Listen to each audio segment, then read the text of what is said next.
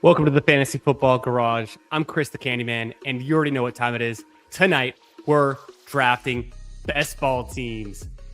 Let's get right into it. I've already hopped into a Best Ball Mania 7 draft. First draft of the night. I'm feeling pretty good. Actually, still waiting on 5 more to start. Come get in this draft. If you're new to the channel, if you're watching this later in the future, come get in the chat. Say what up. Draft with me. Subscribe, like, all that good stuff. We're drafting best ball teams pretty much more nights than not. And it's hot best ball summer. We haven't even hit our peak yet. We're just getting there. The Fast Puppy has been released on Underdog.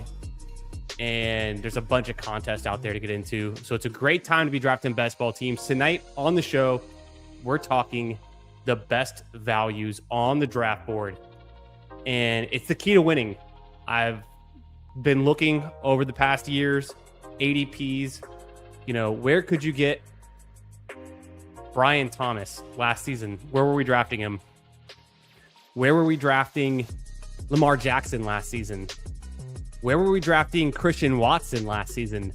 So many players year to year. The ADPs are just all over the place.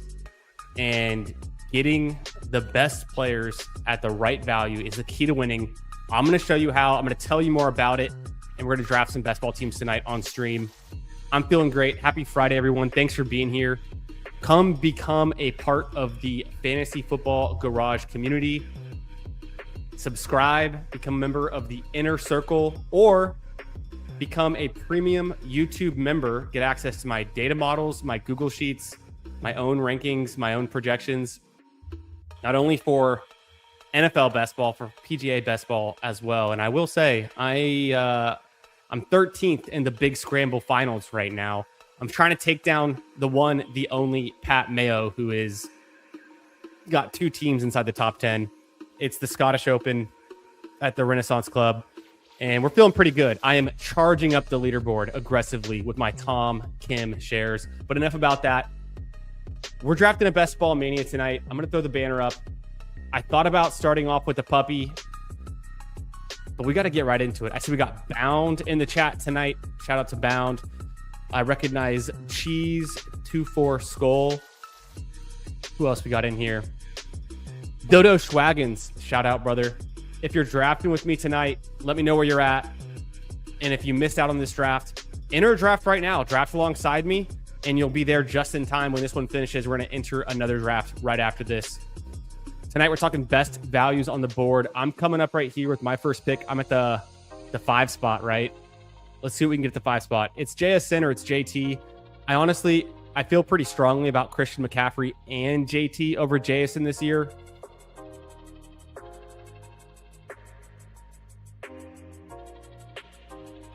I'm going to go with McCaffrey with this one. We're going to pull McCaffrey up because the long short of it is, I'll take some JSN this year. I honestly kind of have JSN in a tier with Amon-Ra, CeeDee Lamb, Justin Jefferson, not up there with Chase and Puka Nacua. I'll take McCaffrey and JT ahead of him. I'm not full fading JSN, so I do draft them at ADP occasionally.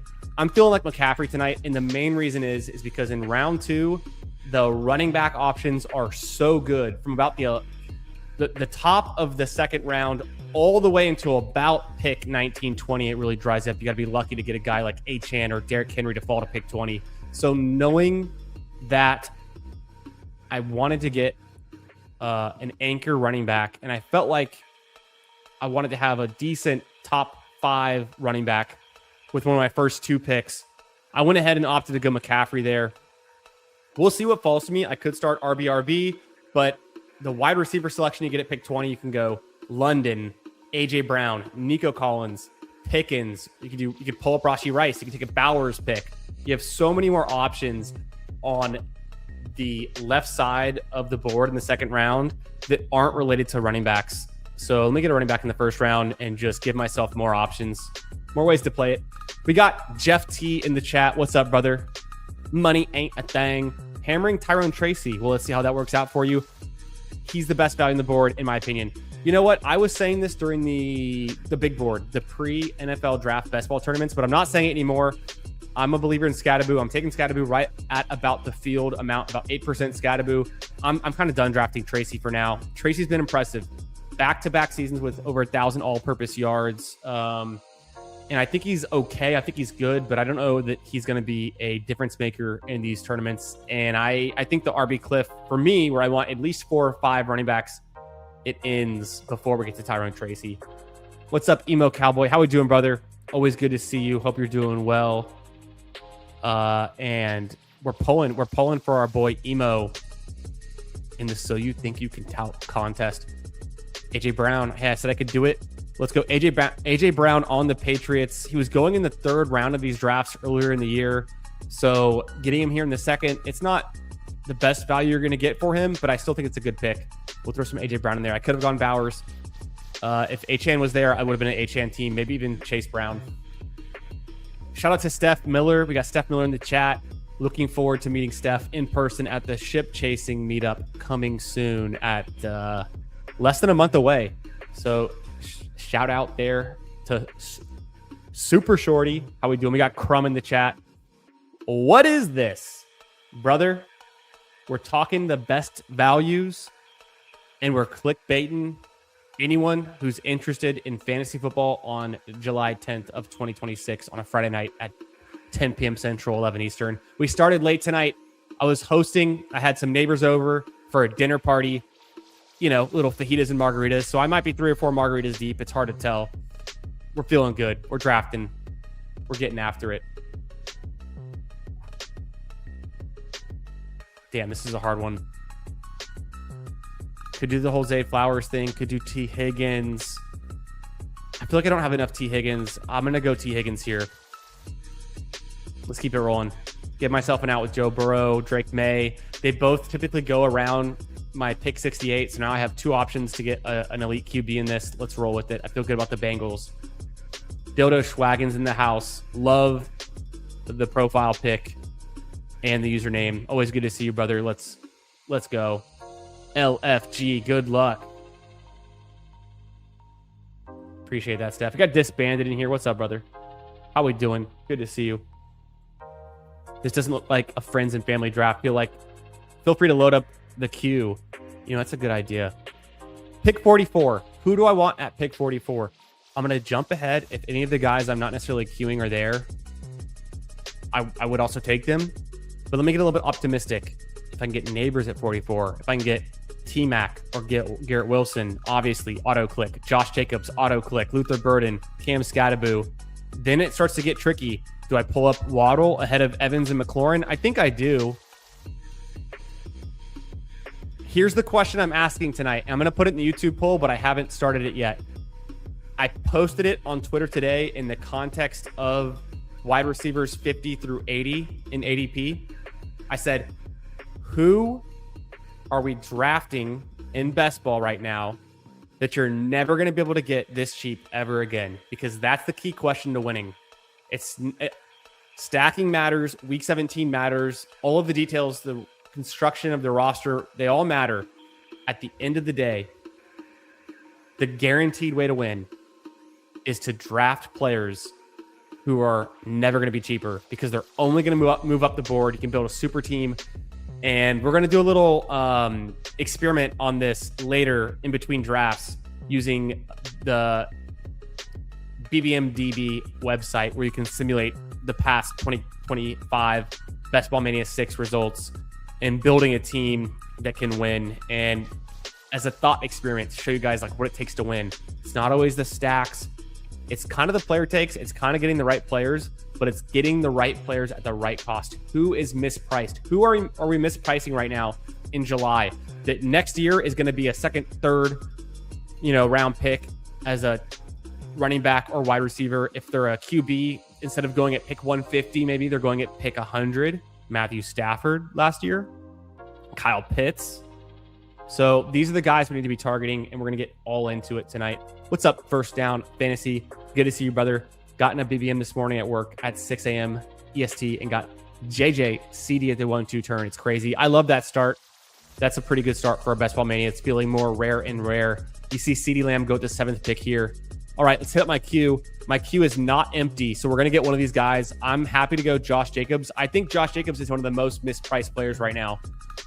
Where have we been drafting Josh Jacobs for the last couple years? I mean, the 4th round is the cheapest he's been in that time frame. He's a 2nd round pick. He's a 3rd round pick. Even earlier this year. All right, he goes, Luther Burden is a guy. So is Cam Scatterbo that can get there. Jalen Waddle's been there. Jalen Waddle's been a 2nd, 3rd round pick. McLaurin, he's kind of aging out of it. So those are the guys. Like, I think this might be the most expensive we see McLaurin going out for the next few years. I am going to go Burden here. Let's go with some Luther Burden. That boy nice. Let's just get this team going with our anchor running back strategy that we kind of predicted. I could see Luther Burden being a 2nd, 3rd round pick next year, kind of like the George Pickens ascension. Or you could say, any of these other top receivers. I think Burden can get there. So flip side, I think I'm fading Rome Odunze a little bit. We know where T. Higgins can be. T. Higgins has been a 2nd round, 3rd round pick in previous years. So to get him in the 3rd round, it feels right. Feels like a good value. McCaffrey, he's previously been the 101. Can he be there again? I don't know, because we got one of his best seasons, not his best season, but a very good season from him last year. But the fact that he wasn't the guy you needed in week 17, we're docking him a little bit. The 453 touches, including the regular season and playoffs, we're docking him a little bit. The age, we're starting to see wear on the tires maybe. We've had past seasons like 2024 with injuries, so there's some history there. Could McCaffrey go higher next season? I don't know exactly, but I think he's still going to be a good 1st round pick if the wheels don't completely fall off, and I don't think they will. But barring a major injury, and we're not here to predict injuries, we're here to draft the best players on the board at value. I don't think Montgomery will be going this high next year, so that makes me slightly afraid of him. I think both Travion and Bucky can justify this, and maybe I kind of like the projection for touches for Bucky a little bit more than Travion. I like Travion's ceiling. We've already got a New England thing going.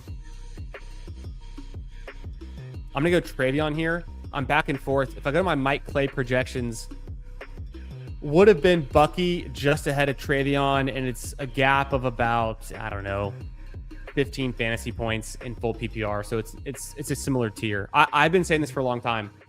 After Josh Jacobs, I put Scatterbo, DeAndre Swift, Montgomery, Henderson, Tootin, Quinshon Judkins, all in a similar tier. It really comes down to, do you want to bet on youth? Do you want to bet on offense? Which team do you prefer? I go Henderson here. I'm team stacking up my New England Patriots, and can I get Drake May at 68? Let's cross our fingers. Lamar Jackson goes at 55, a little bit earlier than I've seen him go in some drafts, but I don't think it's wrong. I think Lamar Jackson's one of the best picks on the board, could easily be a 3rd round pick like Josh Allen is this time next year. So take advantage, get some Lamar Jackson on your teams. Scat has that long hair now and is on his villain arc. I'm all in after seeing that picture. I haven't seen it yet. If you want to tag me on x.com, first down, I'll take a look at it, or I can search it too, but I haven't seen that yet. I'm interested. I also notoriously am anti buying into the vibe and the hypes and the other reasons to be in on players. After many years of touting those types of reasons for being so in on a player, this year I'm making a hard stand on the projections, the numbers, and kind of higher level thinking ideas around what wins than just like, this guy is got a haircut or this guy is a scratch golfer. He was going in the 3rd round for 8% of the contest. Most of these early teams are dead. Who was that going in the 3rd round? Who's that? I missed it. What player were we talking about? I'm trying to think. Who went in the... You're talking about Josh Jacobs? Yeah, I think Josh Jacobs can still pay off, though. I think he's that good. But I see what you're saying. Like, there's better value now. Yeah, Steph likes the Waddle pull-up. I almost did it. I really considered it there. I've been drafting a decent amount of Waddle. I'm like 12% Waddle. I'm pretty in on the Broncos for 2026. I've been a Broncos believer for a few years now. But, okay, let's look at our queue there. Daniels is there. Burrow's there. May is there. I'm not going to push QB. I'm going to take one of these guys. The question is who. If you want to throw it in the chat as fast as you can, should I take Burrow with the T. Higgins stack, or do I go Drake May for the AJ Brown, Travion Henderson stack? I think I go Drake May here. I like both. I can make the excuse to take both. I don't think I push QB because I don't think they both come back to 77. And I think at 77, I can still get someone I like. So let me go ahead and take Drake May here and just be all in on the Patriots. Here we go. In the 50 to 80 range, the first name that came to mind was Mekhi Lemon.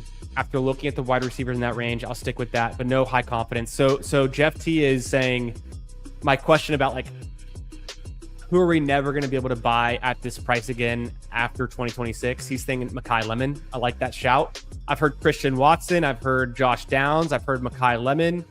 We saw,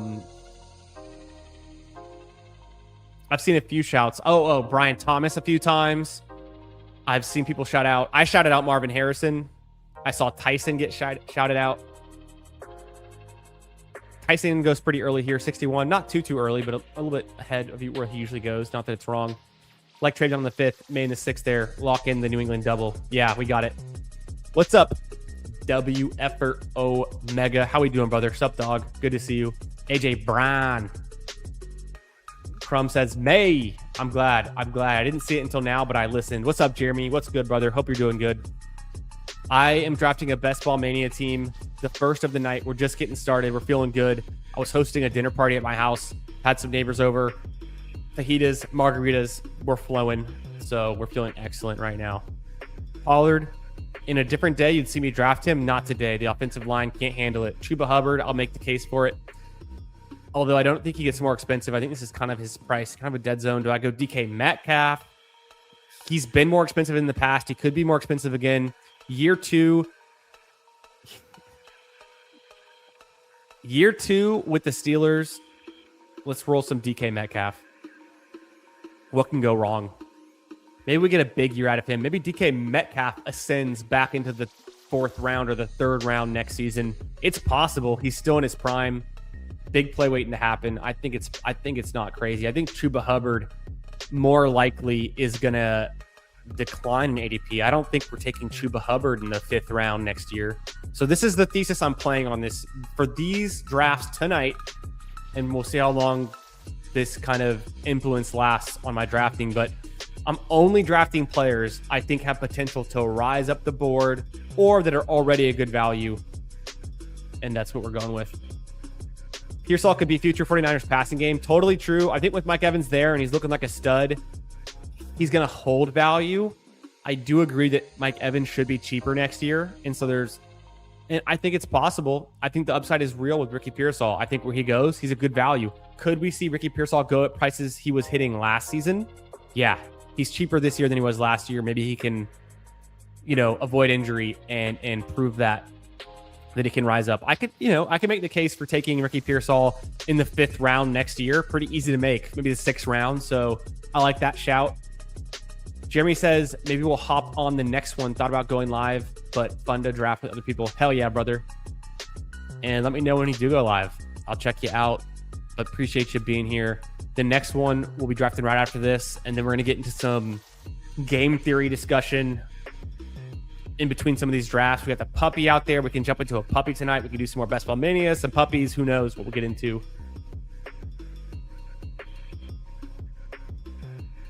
True. This is true. I think Pittman's also a good value. So I've been kind of playing both sides of it. Let me play a little bit more of the Metcalf side, which is slightly more expensive though.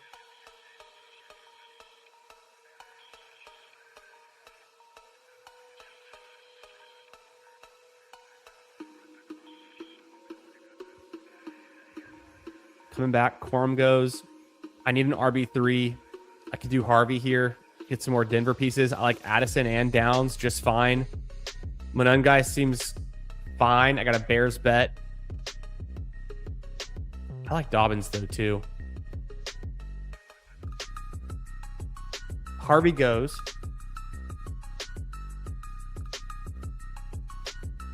I'm tempted to go either Addison or Downs, but I think the right move is to go running back.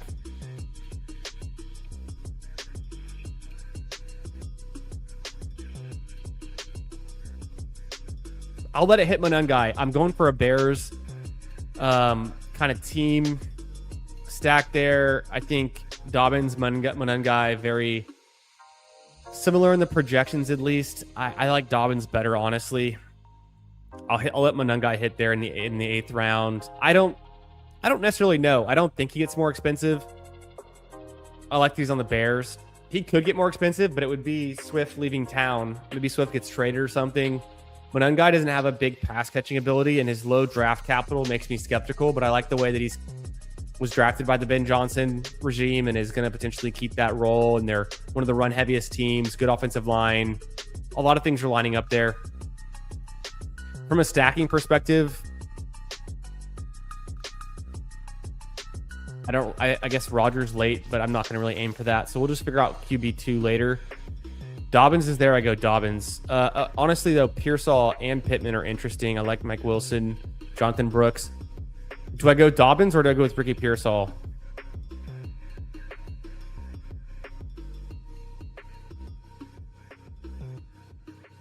I'm going to lean into Ricky Pearsall, a San Francisco 49ers bet, because and Purdy's already gone, which is really disappointing. Purdy went at 88. I would have considered, Purdy at 92 with Christian McCaffrey. Potentially, I had Drake May, so I'm going to force it. But the Pearsall bet at 101, I just made the case for him to be a riser, potentially go in the 5th, 6th round next year. Why not take him here, put my money where my mouth is? And I do think Dobbins could cede more work to Harvey, although it does seem like he's the lead back for the meanwhile. He has a big injury history.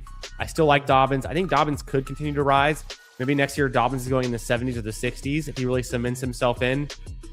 If Harvey takes some more work, if Jonah Coleman's taking a few snaps, if it's more of a 40-30 split or 45 split to Dobbins and the rest to Harvey and Coleman, and Coleman carves out a larger role than maybe I'm anticipating right now, then Dobbins could maybe be a bad value where he's going. But I like the Broncos, so I have been taking some Dobbins there.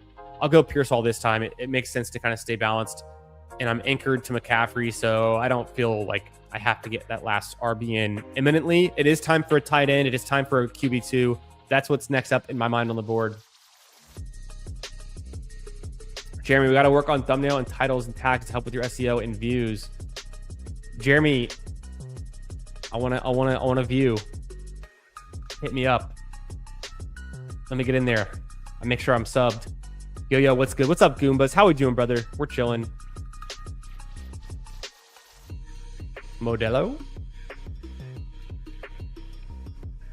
Modelo is slowing me down a bit. Coming off of the multiple margaritas, but we're feeling great. Emo, I had Lupe tortilla tonight, and there's one in Round Rock that we picked up from, but we had some Lupe fajitas, very good. Some beef, some chicken, some of their jalapeno sausage, everything in between.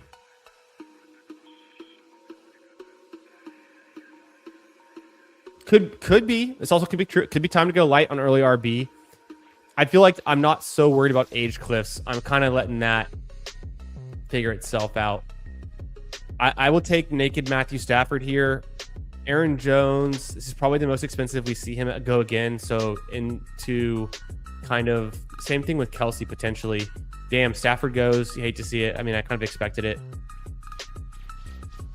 Drafting off this thesis, it's a Jordan Mason pick or it's a KC. I've got the 5 wide receivers. Let me get this 4th running back with Jordan Mason. Could Jordan Mason be more expensive next year? Yes. Could Aaron Jones be more expensive next year? Almost certainly not. So just based off that alone, I'm pulling up Mason.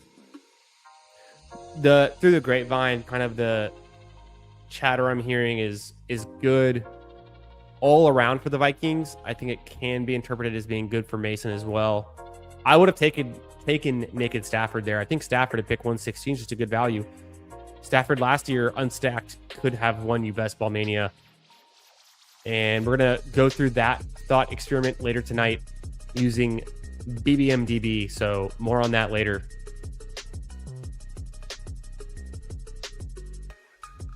Jeremy says, at Jeremy Wilk. Brother, I got you. I might already be sub. We're about to find out. Nope. Brand new. Boom. I'm in there. Sub to Jeremy. Throw in his channel into the chat if you're a real one. If you're part of the garage community, go support our bros. Boom. Sub to Jeremy. Let's get that sub count up.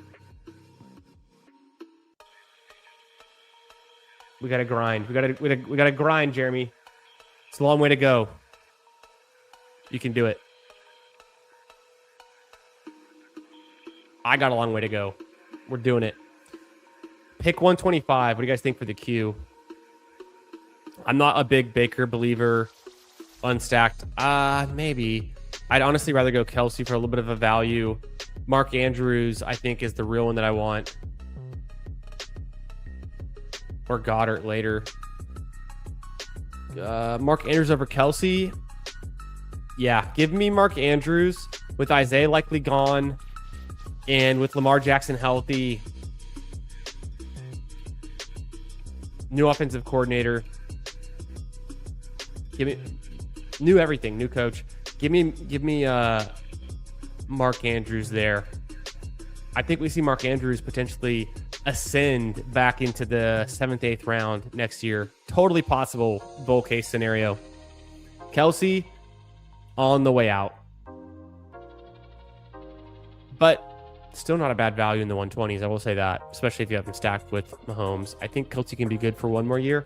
But if I knew to anticipate where Kelsey gets drafted next year, if he doesn't just retire flat out,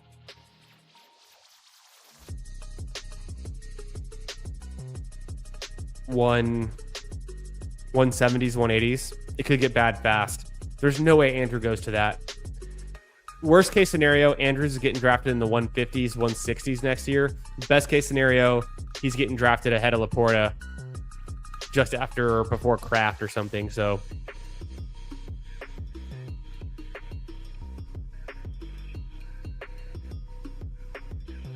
hit up the Lodge. I don't know what the Lodge is. What's the Lodge? In Round Rock, there's a place called the Lodge. I'll have to check it out. Yeah. Brother. Oh, shit. I was wearing my sunglasses at the lake last weekend. I think they're in the other room. Rare that I don't have them. Subbed. Hitting up. Appreciate you, Anthony. Best ball on call. Hope you're doing good, brother. Always good to see you. Hope your draft's been going well, my friend. What's up, Anthony? How we doing, my friend? Hope you're doing good. Yeah, what's up, PPR? How we doing tonight? What's good, brother? Jeremy says, nailed my last name. Appreciate it. I can talk ball, YouTube, not my strong point. Thanks, my guys. Brother, we're all out here grinding. We're all just fans of fantasy football. If you're drafting fantasy football on July 10th, you're a sick person and you're in the right place. This is where you need to be. In the YouTube chats, hanging out in the streams, the Discords. I guess Twitter. Twitter's kind of dead, but whatever. Yeah, also, shout out to Best Ball on Call. Our bro, Anthony, right here. If you don't already know, now you know.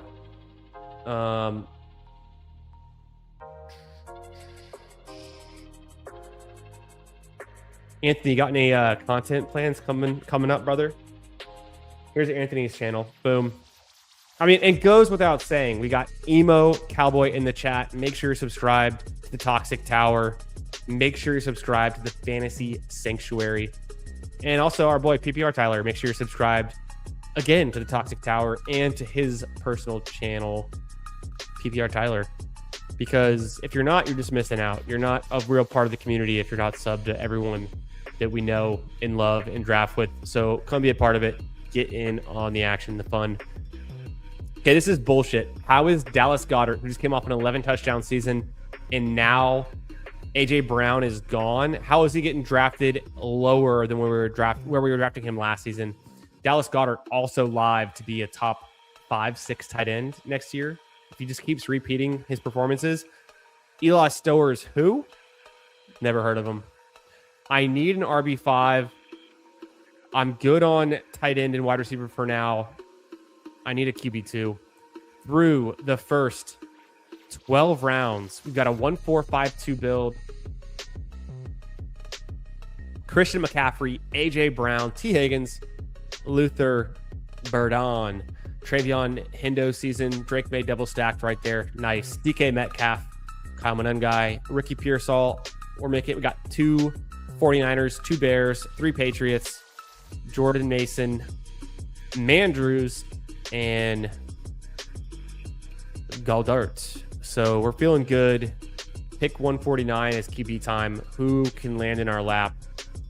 Yeah, it sucks. I guess Danny Dimes went early. He's kind of one of my favorite later round picks.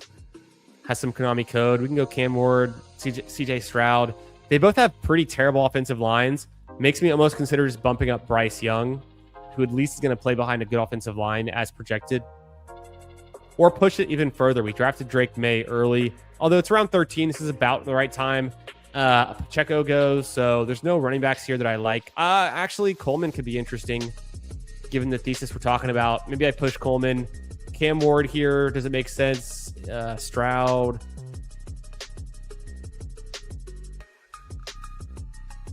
I'm okay with going Cam Ward there. Let me go Coleman. Boom. I can't stand these quarterbacks in this range. They're all equally terrible.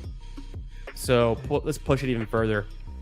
Let me get Jonah Coleman. I don't draft a lot of Jonah Coleman. I just took him ahead of ADP.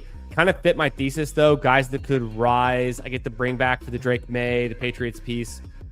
And let me just see what quarterback comes back around. Because even Mendoza, to me, there's not a big difference in any of these guys.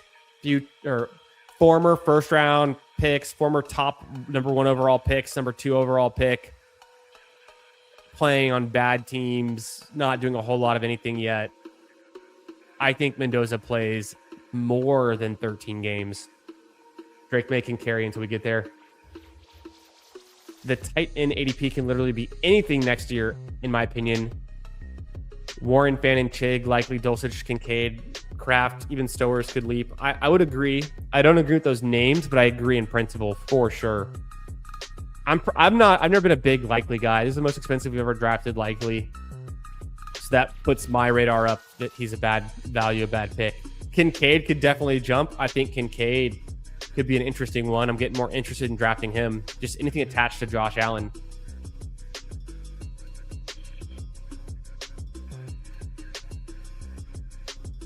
How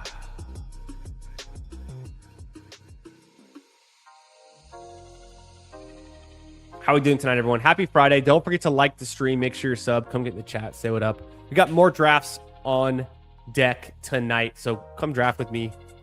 And we're talking about best values on the board. Who do you think is the player you can never draft again at this price? The player in 2026 that their ADP is the lowest it's ever going to be. It's only going to get higher, get better from here.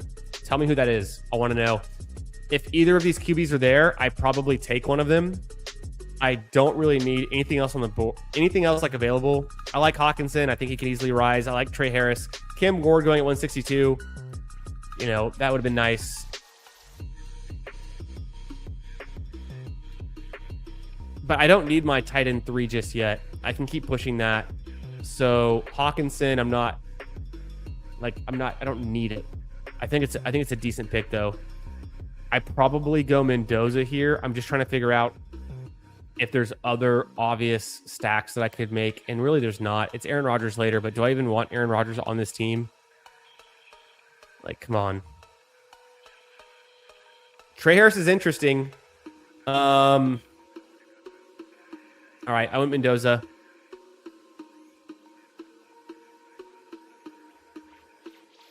I don't think we have. I mean, it's been a while since I drafted a wide receiver. I got Pearsall 101.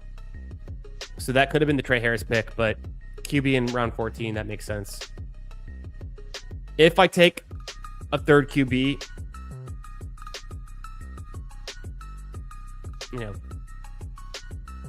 Geno or Rodgers, maybe slightly into Rodgers because of the DK Metcalf. After that, probably Penix. Unstacked Penix in the last round, I think has some good value. Freiermuth is still available, so there's an out there with Rodgers. Britton Strange still available. I like that pick. Schultz is not bad. Barner's good.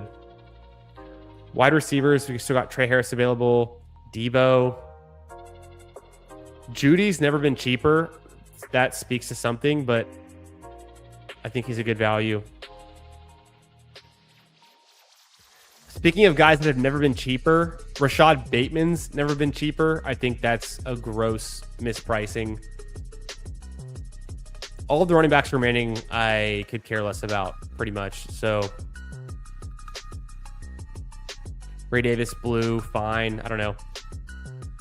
It's either Trey Harris or Debo. I am going to go on Trey Harris because I had some conviction that I might take him with the last pick, and he's still there with my next pick, so let's do it. Trey Harris could rise, could earn some targets there. If I ever work less than 50 hours a week, I'll stream again soon. Word, brother. I hear ya. Oh, yeah. I love talking fantasy football and drafting. Way behind this year. That just gives you both a click for the subscribe. This is a real one right here. WFRO Omega supporting the community, our friends and family in the chat. Appreciate you, dog. Thanks for being here. Yep. Hell yeah. Appreciate y'all. Dodo Schwaggins. This team is so disgusting. We're gonna check back on Dildo's team. Hampton, Ken Walker, Kyron, Javonte Williams. I mean, very robust. Brian Thomas, Marvin Harrison. I like this. Dak and Dart. I love this. Golden, good. Ferguson, good. Likely, Diggs, good. Flournoy, Mitchell, I don't like the Flournoy and the Mitchell picks, but I can't hate on it if it's Flournoy stacked up with Dak. I mean, I like the rest of your team. It's kind of funny. 2-4-7-2. You get your seventh wide receiver there with Zachariah Branch. I like Zachariah Branch. I've stopped clicking him because I'm worried that Dotson is just like the wide receiver 2 in Atlanta.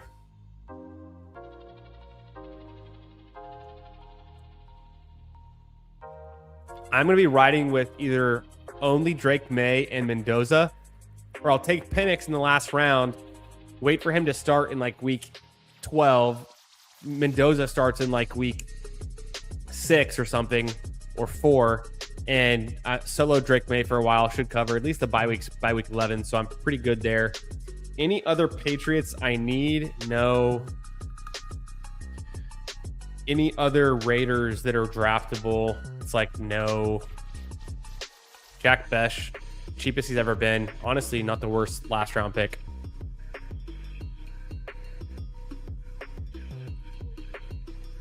Dotson exists, but pretty weird, pretty bad pick. I think here I could be done at tight end.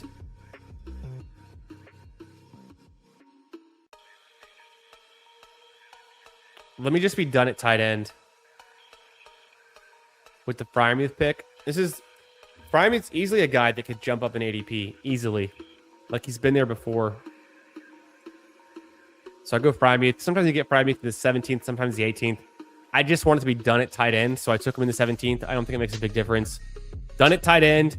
I've got 6 receivers, probably tack on a 7th. I don't have any serious buy overlap. I actually have no buy overlap, so I could be done with these 6 receivers. It wouldn't be crazy to go AJ Brown, Higgins, Burden, Metcalf, Pearsall, and Harris.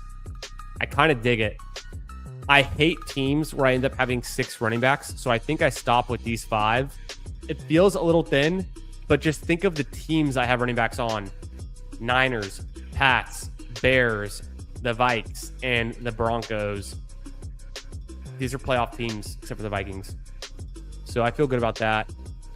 There's no running backs here that I need. None of these guys are going to materially change my team, change my future.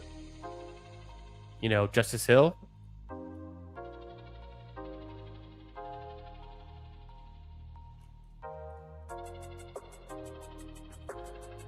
Second to last pick, I am going to take Michael Penix before somebody else does, because I want to lock him down and not worry about my third QB. Week 11 bye, whatever. I don't really care. Unstacked, I don't really care. Mendoza unstacked, doesn't bother me. But last round pick, I could do Besh. If Bernard's still there, fine. Bateman, I think, is grossly undervalued. Dotson gives me a stack. Justice Hill has value. Could go fourth tight end if K. Dotton's still there. Michael Mayer. Cup. Coleman. That's the list. That's what we're going to rock with. Let's see how these last rounds play out in this first Best Ball Mania draft of the night. Thanks for being here. Happy Friday, everyone. Hope you're feeling good. I got to catch up. Mine, that is. Yeah, no doubt, Dildo. No doubt. And even if you're talking about my team, I would just laugh it off. And I like the feedback, whether it's good or bad. I can roll with it. Likely is my biggest pro stand. If he gets 75% snap share and not injured, I'd be shocked if he doesn't smash his ADP. Dart absolutely peppers the middle of the field, specifically tight end. That's where I'm just a Penn State tight end believer, a Theo Johnson believer, and Isaiah Likely non-believer. If Isaiah Likely couldn't beat out Mark Andrews, gets traded, can he even beat out Theo Johnson? It's a downgrade in offense. It's a downgrade in passer from Lamar, two-time NFL MVP, to Jackson Dart, who is good for fantasy because of his legs, but I think Likely to me is, I would be drafting Likely if he was going in the 16th and 17th round. I don't really see the difference between him and those guys, but I could easily be wrong. I haven't been convinced yet. Okay, they're all here. ADP would say like Cup or Bateman. I take a lot of Bateman. I kind of want Bateman.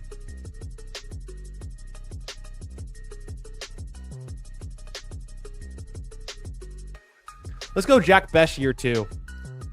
Ricky Pearsall year 3. Luther Burden, Trey Harris, Jack Bech year 2. Invest in the young guys that could surge up. Bateman, I've drafted him a bunch. I thought about it. I also have Andrews on this team, so it's like a Ravens team stack. Let me at least stack up Bech there with Mendoza. Maybe Mendoza likes Bech for some reason.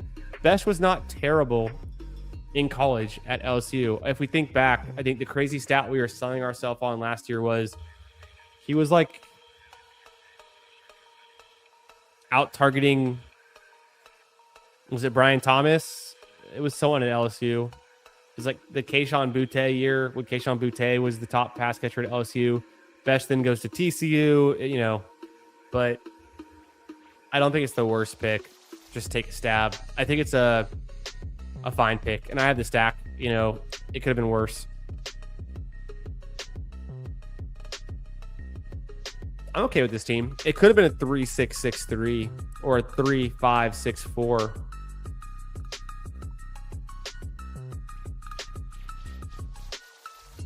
Preseason Dulcich. Dulcich has been a highly valued player in the past when he was a Bronco, right? Yeah, I'm trying to stick to it, at least for tonight's drafts. And a lot of my slow draft picks I've been making in these little Dalmatians. I have one last sprint, Frenchie Sprint going. I have one last original Puppy 2 going. I have one last Pitbull slow going. And I'm making these slow draft picks on the thought experiment, like, who will I never be able to get cheaper than this? It keeps me away from some of the older guys who are really past the age apex. It gets me onto more of these younger clicks. It gets me onto guys who last year or the year before were drafted way up here on the board, and for whatever reason, injury, or they changed teams, or they had an inconsistent year, they're now down here on the board. So it's interesting. Kyle Pitts, wide receiver 2, also facts. What's up, Mac Nova? Good to see you. Oh shit, I gotta catch way the fuck up. We got Mac Nova in the chat. Might be time to shotgun a beer. Mac Nova, type F in the chat. Type F in the chat, Mac Nova, if we're shotgunning a beer right now, because I'll do it. I don't know if you were here earlier in the stream. I hosted a dinner party at my house with my neighbor earlier. We had fajitas and margaritas. I lost count. It was no less than 3 margaritas. And I just cracked a beer, but I've got beers on hand, skinny Modelo's. If we see an F in the chat from MacNova. I'm shotgunning a beer live on stream right now. And in fact, I'm going to go ahead right now. I'm jumping into the YouTube. I'm starting a poll. Happy Friday. What's up, Zero Fucks? Good to see you, brother. I'm starting a poll right now.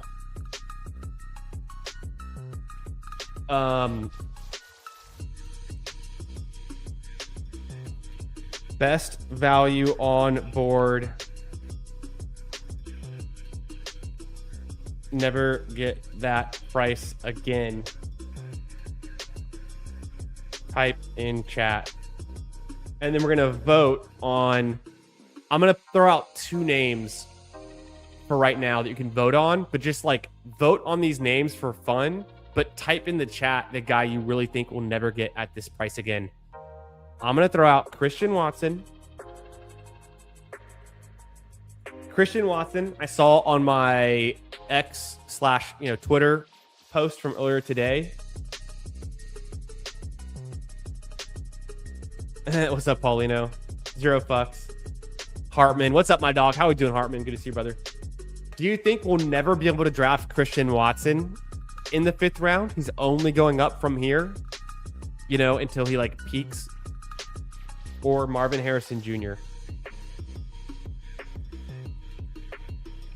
Marvin Harrison. Who do you think we're going to draft Marvin Harrison in the 6th or 7th round next year? Or not, excuse me, not 6th or 7th.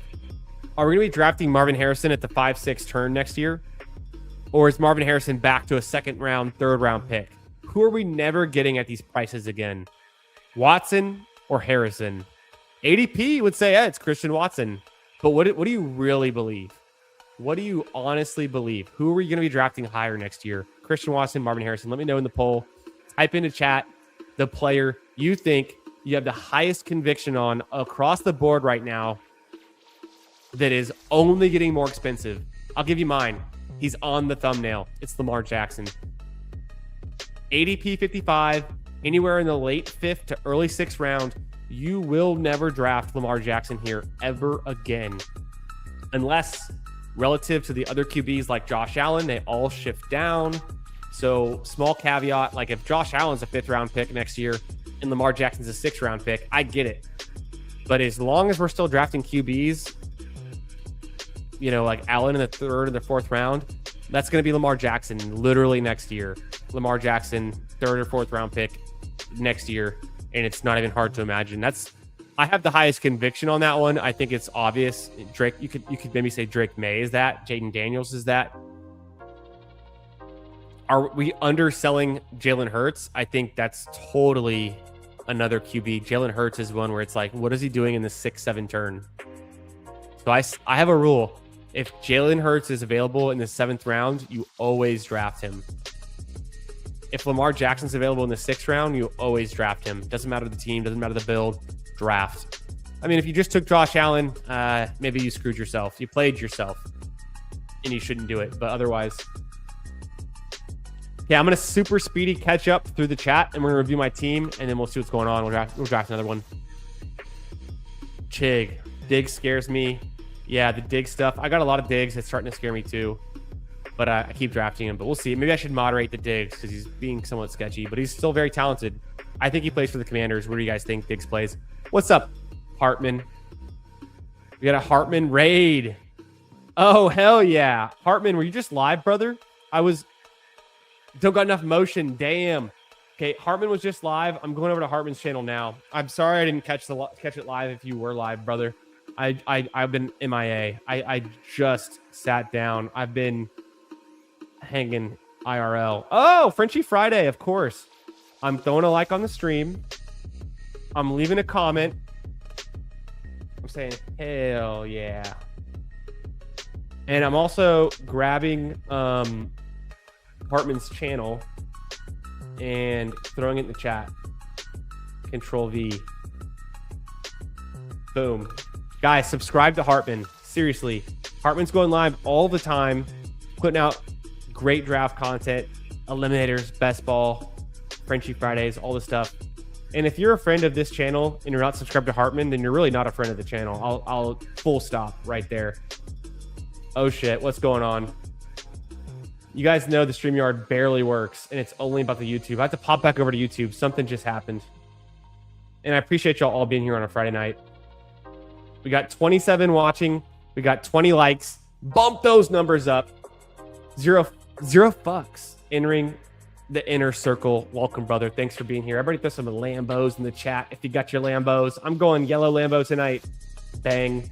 Appreciate that, dog. Also,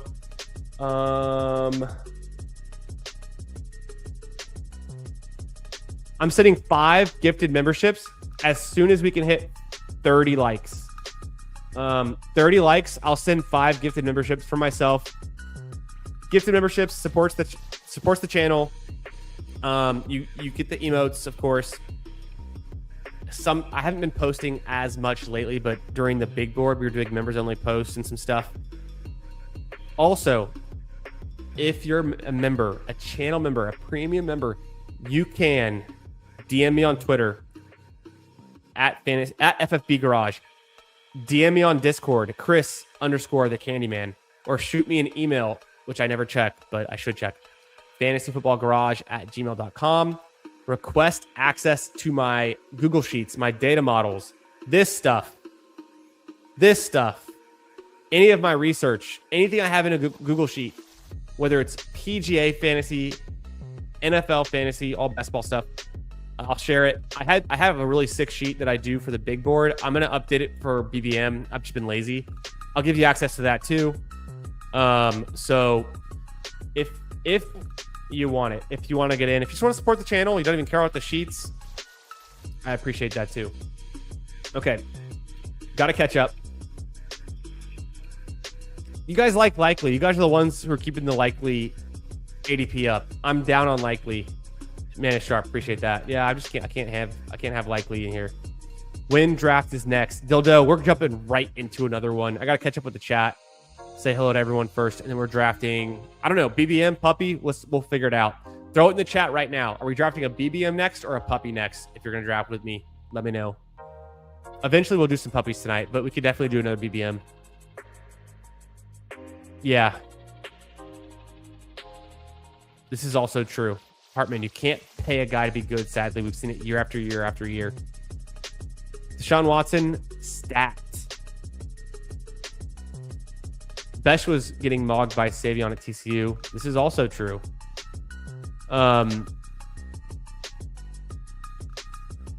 There's a stat, though, and I could pull it up, and I think it's true.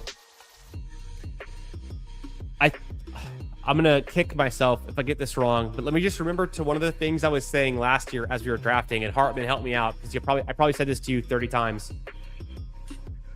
Besh had more receptions and yards in his 1 year at TCU than Savion did in his whole career. That was the thing we were saying, right? I know it's true.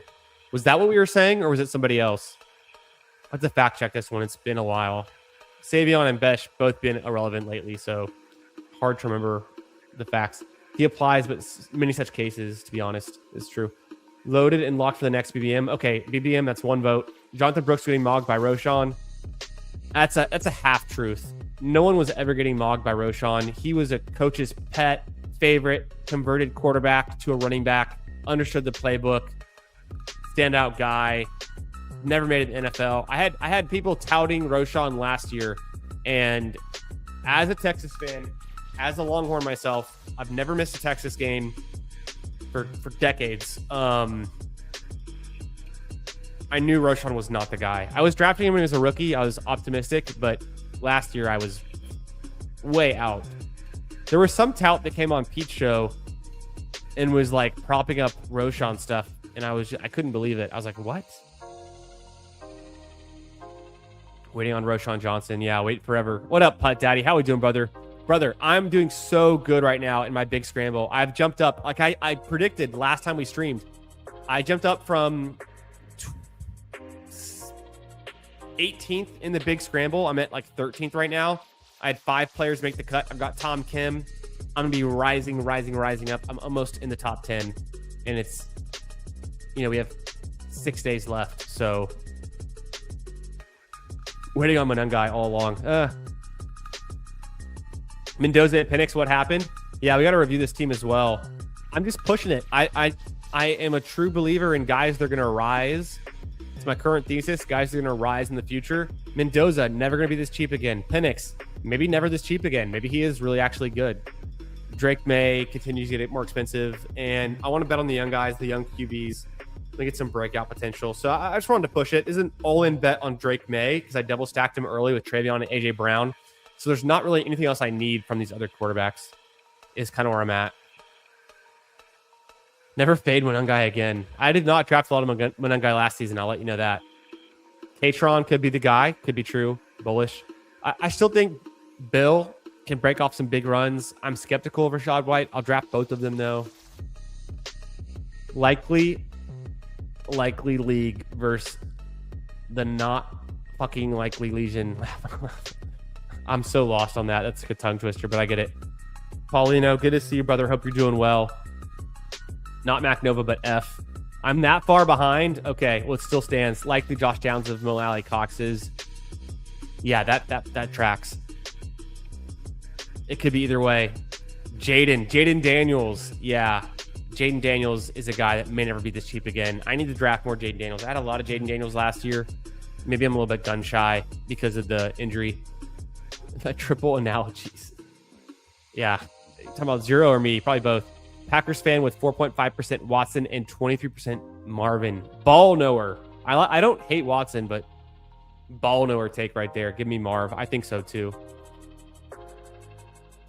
Yeah, it took his dad a few years too. Facts. Spitting facts. True.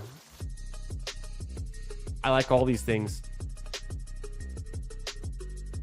Yeah, you guys are smart. Marv, this is Marv's year. Let's ride. Yeah, what's up, Bats? How we doing, brother? Jonathan Brooks, I hope. I like that take. Get a bag of Jonathan Brooks. We know Chuba Hubbard, okay, not that good. Panthers line, very good. Panthers offense, okay, not that good. Still made the playoffs. Carried by defense and offensive line. That'll get you places. You know, yeah, anyways. Egbuka is my guy. You're never getting that early again. This could also be true. I like this shout from Goombas. Egbuka's pretty expensive. I mean, he goes in the third round, but he could be ascending. He's had a hot start to his career. Got injured, had a slow kind of second half by all means, but Egbuka, very talented. Yeah, Marvin Harrison gaining the weight. The Brooks in the 180s next year. Fancy Tajay Spears. Oh. Denzel Boston. I like that take. I mean, any rookie, any year 2 guy, any year 3 guy is an easy case to make, right? I like that.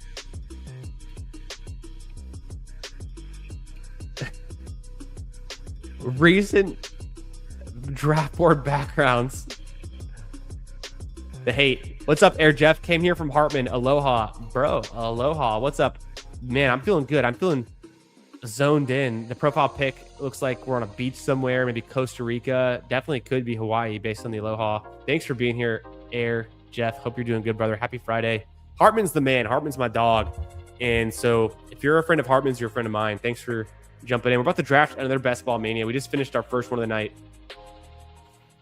I would, but can't again.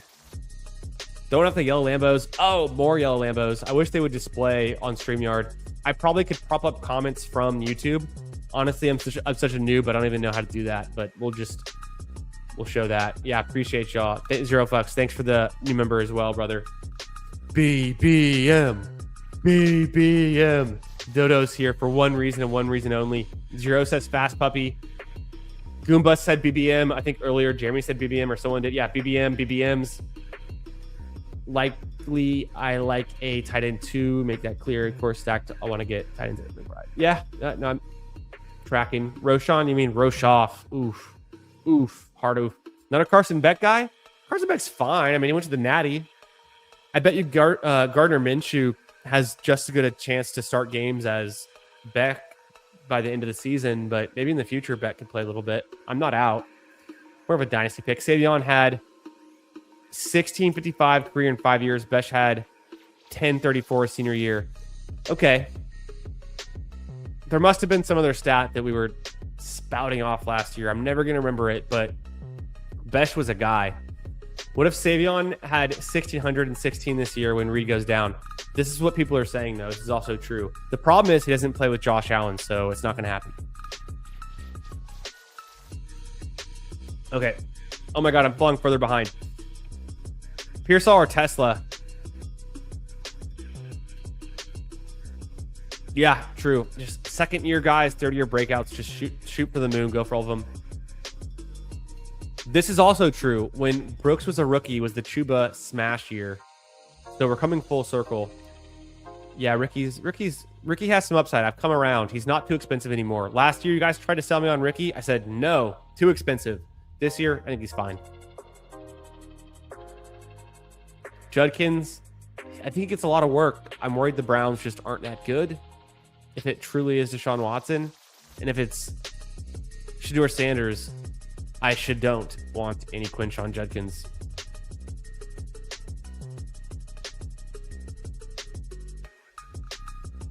Getting the 9 spot? Okay, it's you're shooing for it. I'm going to refresh. If we're at 30 likes, I'm gifting 5 subs. We're at 23 likes, so the the members. The members will have to wait.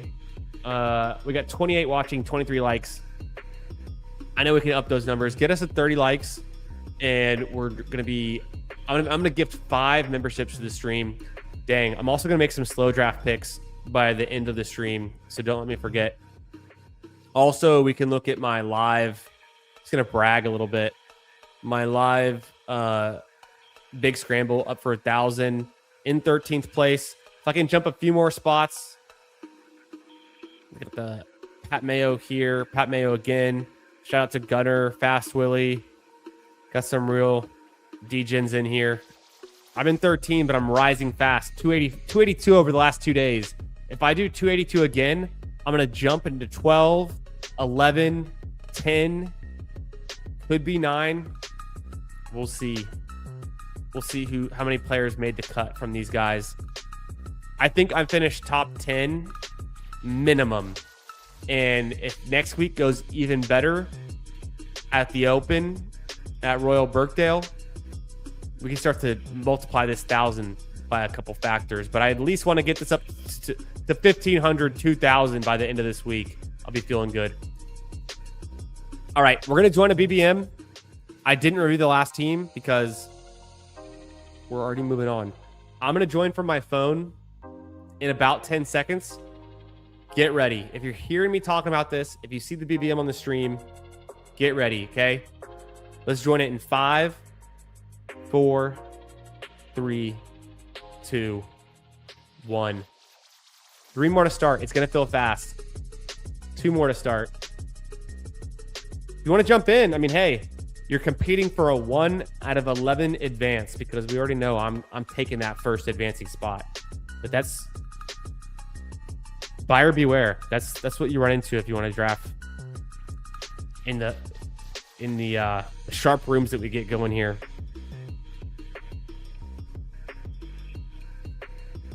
Y'all want to see something funny? Okay, look at this. I'll try to play it on screen.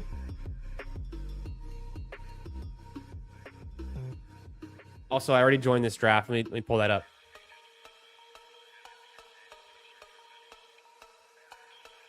I'm in the 2 spot. Dodo in the 1. I'm in the 2. Shout out Star Kindler in the 3. Is CG? Is that Chris G? I think that's his name. I think that's Chris G in the 4. Who else is in here? Air Jeff in the 10. He called 9. He gets 10. We got Dave in the 12. If you're in this draft and I didn't call you out, let me know where you're at. On the clock, we'll make this pick, then I'll show you all a video. Yeah, we go Bijan here. It's pretty obvious. Easy click. Okay. Y'all can see that. That is my 3-year-old daughter cliff jumping on Lake Travis last weekend for 4th of July. My brother is standing behind her, ready to give her a little pat off of the cliff so she doesn't, not jump. I'm in the water, going to catch her. Let's play this bad boy. Boom. It doesn't look like much, but it's a solid 8-foot jump. A solid 8-foot jump off a cliff into a lake for a 3-year-old. Pretty impressive. Her mom could not believe it. But we've been jumping into pools.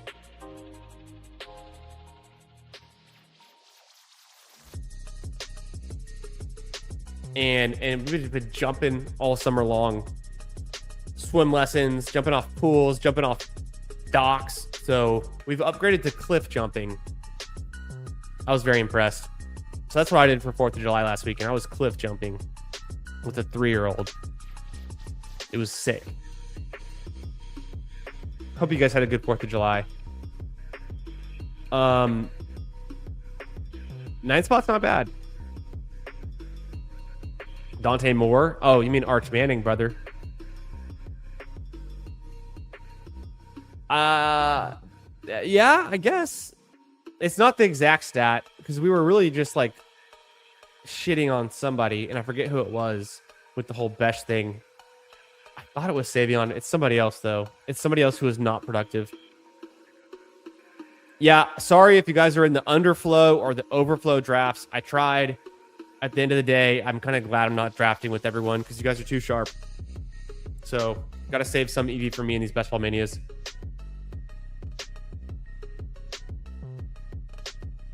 This is true. Mayer is on the field a good amount. Bang. Throwing out the blue Lambos. I will not join, says Jeff. Yeah. I was too late. Sorry about that. There's more drafts tonight. But you can enjoy drafting with us and not against us as well. So no fear. I personally, a lot of times when buddies I like are streaming, I will join a minute or two after they start their draft just so I can hear them talk through picks, and then I can make those same picks a little bit later. It's kind of fun. I would like Love here. I want Jeremiah Love in the 3rd round. And I get him. Where did Nico go? Nico got pulled up by Dave. Kinwalker Nico. I thought I saw that happen, and I forgot. That's how Bowers went so far. I almost got Bowers, which would have been sick. I'm going to go Jeremiah Love. It'd be like him or Rashee Rice, but I think Love is the answer. The answer is always Love. And Pickens is a smash. Don't tell me Pickens is not a smash in best ball. Pickens had 5 games last season, over 130 yards and a touchdown. 5 games, 130 yards plus a touchdown. 2 of them, he had 2 touchdowns. Name me one other player in the league who had 4 games of over 100 yards and a touchdown. You can't, because Puka had 3 games of over 100 yards and a touchdown, and he had the second most. And then it was JSN tied for that. 3 games. Everyone else had 1. I forget who it is. Someone else had 2. So don't tell me George Pickens isn't one of the best picks in best ball. He by far is. He's back on the Cowboys. Fear during the big board. He sits out because the franchise tag. Get out of here.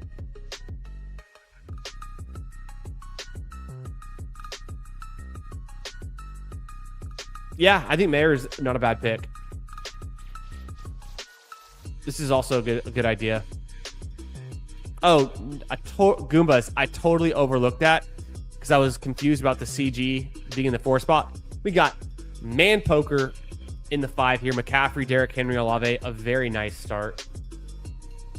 Yeah, 0-nose ball.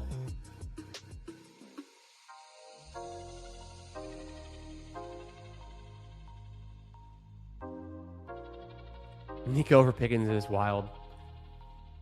Nico's good. It's just the Texans, right? Or versus Dallas. It's like at the end of the day. I was huge on Mayer too. I own him in Dynasty. I took him at the 205 in Dynasty a few years ago, so I've been following Mayer.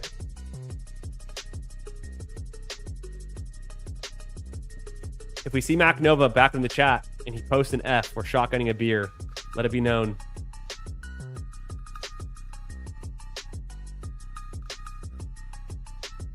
People in on Mayer generally makes sense.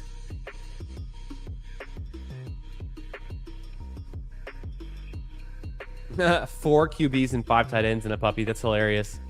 Yeah, could be. You'll get the email soon, brother.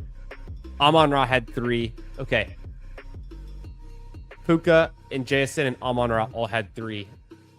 And then somebody had 2. Everyone else had 1. Good fact check. Pickens going to give up and sit when the Cowgirls start 1-4. Also, a very anti-Cowgirl thing to say, which lets me know that Dildo is probably living in somewhere in Texas that is not a fan of the Cowgirls. So maybe, Dildo, are you in Houston? That's a very Houston thing to say.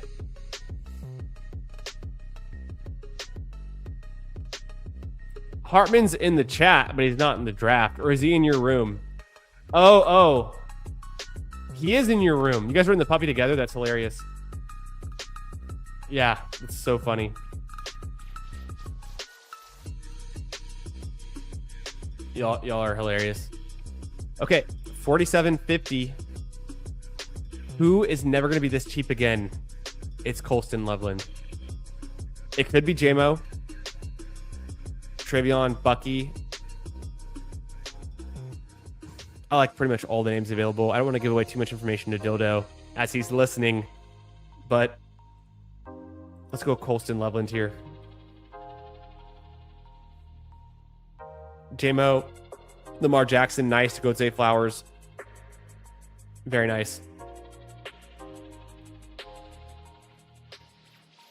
I went Trevion last draft. I was between him and Bucky. I am going to go Bucky this time. I also like Devontae Adams a lot, but give me Bucky Irving. Bucky Irving's was cheap as a rookie, expensive last year. He's cheaper again. I think he potentially could only ever be more expensive than we're getting him right now, if he is the guy. Rachaad White's gone. I know Gainwell's there. Probably Gainwell, who I was drafting a lot of on the big board because, he was good. He's on a new team, though. And it's the most expensive we've ever drafted Gainwell, maybe outside of his rookie year. I don't even remember what his ADP was his rookie year. If you know Gainwell's rookie ADP in best ball, let me know. I can't remember. But he had almost certainly always been cheaper than where he's going now, which is kind of a red flag, and on a new team. So let me give it to Bucky Irving that he can just be the workhorse back and the pass catching back. And the role that Kenneth Gainwell carves out is small. 8-10% target share at best. Bucky's still getting most of the touches, most of the carries, the real workhorse back. So that's my thesis there for going Bijan, Love, Bucky. I'm drafting players you'll never be able to get cheaper in the future. That's my thesis for tonight's drafts. I think we're there because Pickens is a dog. If Pickens does what he did again, even 90% of what he just did, he's gonna stay the same price or be more expensive because there's hardly any wide receivers who can top the season he just had. Love could easily get more expensive. Bijan could be the 101 next year, but even if he's still a first round pick, we're not hyper fixated on the first round. They're all good picks, generally, typically. Loveland could surpass McBride. That's saying a lot. I don't know if it's possible from a target standpoint. He might get more touchdowns. So, and then Bucky Irving, we just talked about. Through my first 4-5 rounds, 0-3-1-1. I need some wide receiver help, but I like a lot of the wide receivers that go in the mid rounds after the QB pocket. We'll see what QB we can get. Caleb Williams just went to Air Jeff with the Odunze stack. That would have been nice. If for whatever reason Caleb was there at 71. I think Caleb is pretty expensive this year, though. He was good, but he's pretty expensive.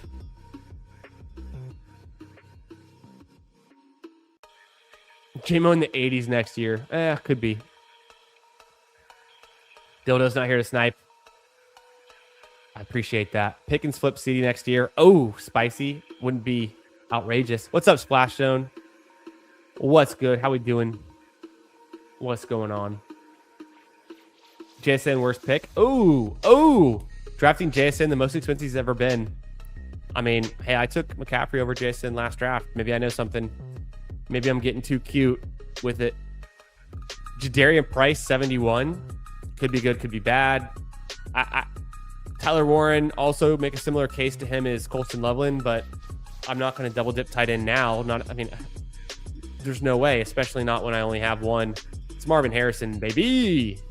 We all know what it is. Give me those Arizona Cardinals. Worst team in the league, always playing from behind. Worst defense. Let's go. 25% of Marvin Harrison's fantasy points came from playing at a 10-plus deficit last season. Let's go.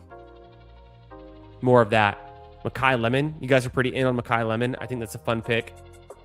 I think it makes sense. I think it fits the thesis. You guys want Makai Lemon, or do we pull up Dak Prescott? We're not pulling up Dak Prescott. I'm not overpaying for QBs. I like Dak Prescott. We were drafting Dak Prescott at 115, 120 last year, then 100, then pick 95. I'm pushing QB. I would have taken Burrow at pick 71, but I had to really think about it through Marvin Harrison or Burrow. Lemon could be fine. I'm not so sold on Lemon because he's on the Eagles. It's a low volume passing offense, unless for some reason Sean Mannion can unlock Jalen Hurts to pass more or more efficiently. Still, I think Lemon's talented. Rookies tend to rise. Some fall, but he's got good draft capital. But he's been injured a lot, so I go back and forth, right? Straight up, Ramondre Stevenson will score more fantasy points than Makai Lemon in 2026. It's not even close. But who's going to score the most fantasy points in Week 17? That's all I care about. Stevenson plays the Broncos. Lemon plays the 49ers. Maybe Lemon is the Luther Burden of 2026 type of thing, but still, I mean, he's expensive, pick 74. I'll go for his upside, though, over guys like Quentin Johnston or Alec Pierce, who we've seen before and are good, and potentially could earn more targets with a veteran receiver no longer on their team. Alec Pierce with Pittman gone. Quinshon Judkins with Keenan Allen gone. Chargers, Mike McDaniel offense, people are interested in. Eagles are just good all around, so. Yeah, Kubiak leaving and Brian Fleury coming from the 49ers, the tight end coach who's never called plays, never been an OC. That is a big part of it. True. Splash them. Favorite picks. Yeah, my favorite pick this year, the best value on the board, is Lamar Jackson. His ADP is currently like 55. He typically goes in the middle of the 5th round, sometimes the 6th round. My rule is if Lamar Jackson is there in the 6th round, it's an auto click. I think it's the cheapest we'll ever be able to get Lamar Jackson. He's only ever going to be more expensive. He's a former 2-time MVP. He had fewer rushing attempts per game last season. He has a new coach, new OC. He's going to be healthy. People forget how good he's been. I think next year Lamar Jackson's a turn pick in the 3rd and 4th rounds, just like Josh Allen is right now. What's the difference? That's one of my bullish ones. Also, Marvin Harrison. I think we're drafting him in the 2nd or 3rd round next year easily. Year 3 breakout from Marvin Harrison incoming. I can see it. Jalen Waddle could also ascend back up the draft board. He's not super cheap, but like he's cheap enough right now.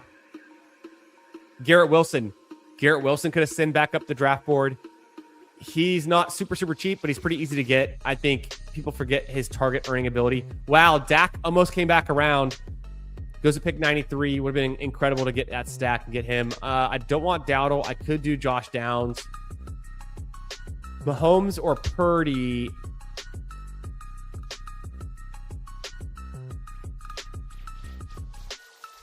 I'm going to go Corum first. Give me some Rams. Because Corum could jump up if he has a meaningful role in the Rams. He can justify his price, contingent value, good team, touchdowns. Lacks the pass catching, but I think Corum's okay at this price. It might be a dead zone pick. It might be bad. I'll take him over Dowdle just because it's expensive Dowdle. Dowdle had all those spike games last year, but he's on a different team. Do I just go Josh Downs or naked Mahomes?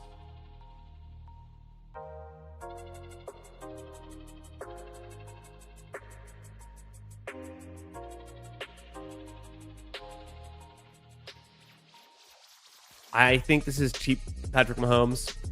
It's kind of what we did with Dak Prescott last year when he was coming off an injury and we were like discounting him. And this year he's a couple rounds more expensive. Mahomes, Purdy, both good picks. I didn't have any clear stacks there. Let me just go ahead and get Mahomes. I almost did Downs. I'm not the biggest Downs believer. I think he's an okay target earner. He's kind of a PPR scam. He's never been a big touchdown guy. Never had a ton of fantasy points. You know, I feel more secure getting Mahomes there, getting a QB. 1-4-3-1 build through my first 9 rounds. I go Mahomes at QB. So far unstacked. A little bit of ADP slide. Got Bijan at the 102. Jeremiah Love in the 3rd round. Nice. Bucky Irving in the 5th. Blake Corum. My running back room so far. George Pickens, Marvin Harrison, Mekhi Lemon, my wide receivers. Gonna need some help there. No more week 14 guys either. I've got 2 Cardinals. And otherwise, just a bunch of random players, teams. Colston Lemon at tight end. So got the elite tight end kind of going.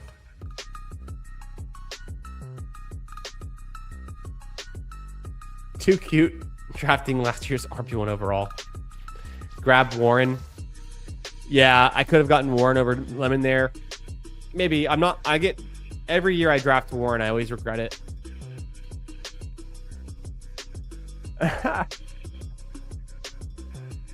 Is Lemons this year Matthew Golden? Could be. Is Matthew Golden a good pick in 2026? Also could be. The playoff schedule. Colts versus Bears. It's interesting. Zay Flowers in the Monroe role. Maybe. People are pretty in on Zay Flowers. Pretty expensive. Any RBs I really like for Splash Zone. I think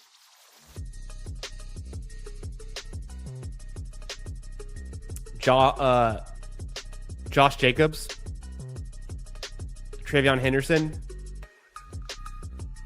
Chase Brown, Amarian Hampton, Devon Achane.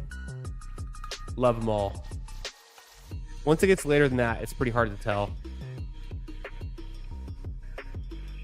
I heard a lot of Jonathan Brooks hype tonight.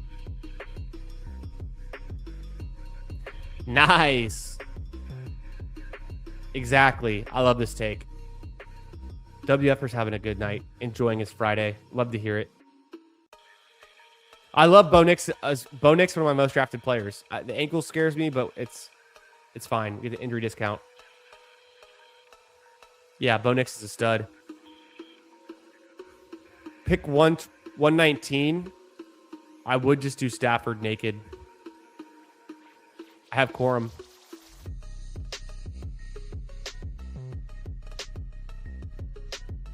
IDGAF. I'm going to take Stafford there. Good value, good quarterback, a lot of fantasy points. Need fantasy points to win. KC could be more expensive last year. Now I'm getting real risky. 2 rookies, Lemon and KC. Wandale's good on the Titans' new team. A lot of target competition. Higgins could pop up. Bill. I'm going to go KC. Give me a guy that can really break out. Higgins, okay, still in the Texans. Bill, okay. Actually a guy that would have been decent to flex in week 17 last year, but let me stay balanced out a little bit more. I think KC could be a big riser. I've always been a KC fan, pre-draft, post-draft. I've watched him play at A&M.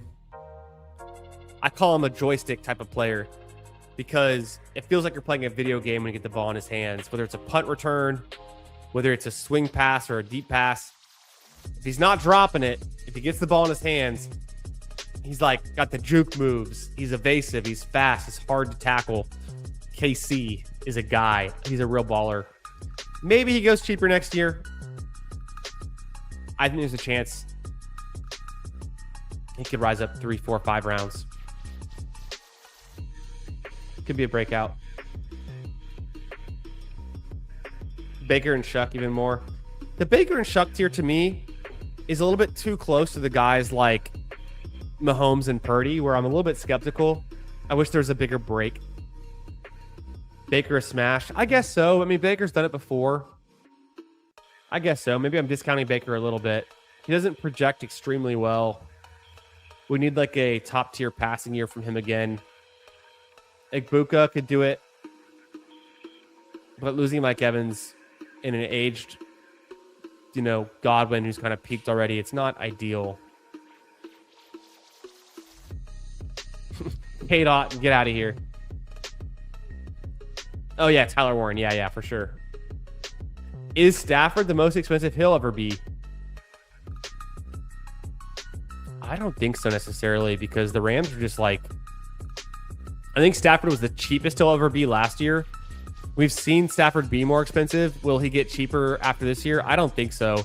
I mean, with Puka and with Devontae Adams and that defense, like... Maybe he doesn't have as many explosive big passing games this year because the defense is so good. They don't need him as much, but I think Stafford's like a proven guy. Like a real dude. Travis Hunter may never be this cheap again. I could make a case for Daniel Jones, Swaggins. I don't know where he's going to go with it. He might need a running back. I'm probably going Travis Hunter here. Yeah, let's let it hit on Travis Hunter. He might never be this cheap again. He also might never be drafted again if he's really a cornerback, but I'm not going to live in fear. I'm going to draft one of the top picks in the real NFL draft coming off an injury.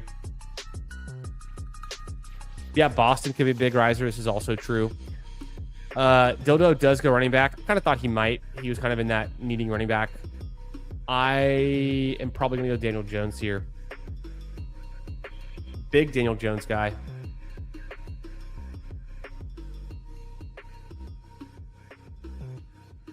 Didn't need tight ends. Not a lot of conviction around the tight ends in this range. Better values later. Wide receiver, take him or leave him. All seem pretty expensive. I like the Boston shout, though. Running backs, take him or leave him. Nothing really here that speaks to me, so I end up with a lot of Daniel Jones. I think he's cheap. Am I crazy for drafting Hunter? Are you guys drafting Travis Hunter in 2026? Or am I just like too optimistic? We were drafting Travis Hunter in the top 40 picks last year. Like the 3-4 turn, the 4th round. Obviously, he ascended mightily. Had some bad games, had some good games, got injured. Is Travis Hunter a guy that will never be cheaper than pick 143?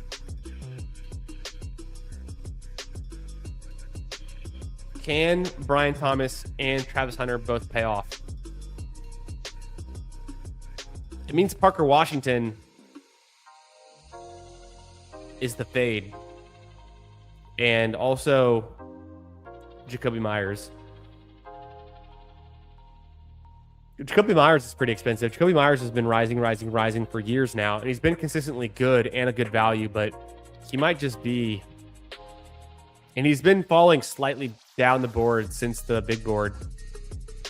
Jacoby Myers might be a little bit expensive.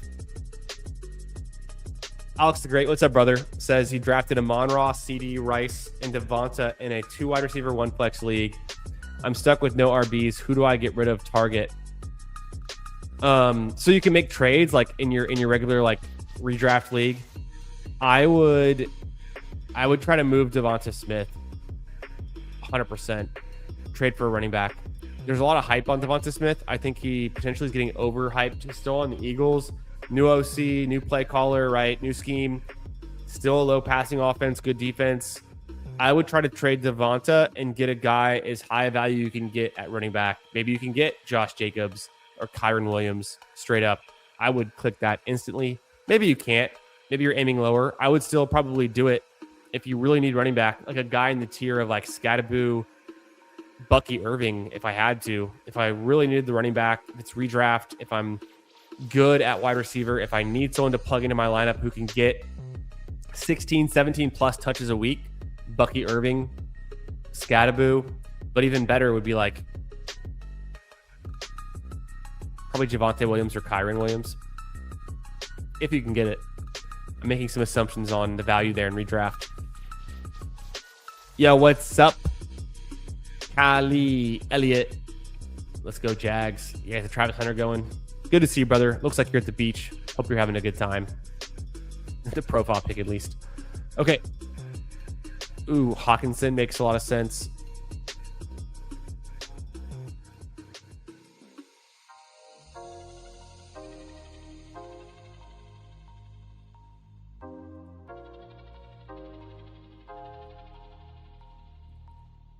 Hawkinson.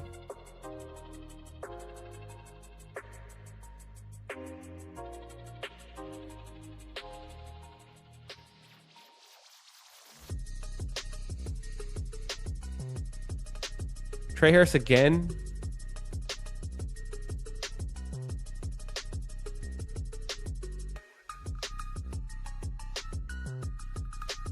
Maybe it's just that night.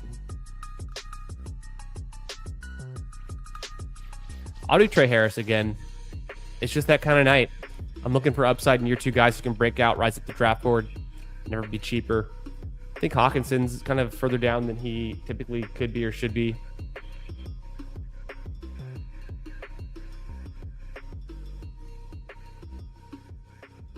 We got 31 watching now. Thanks so much for being here. We got 26 likes. If we get 30 likes, I will gift 5 memberships to the chat. So help me out, support the channel, throw out some likes. Come get in the chat, say what up, come draft with me.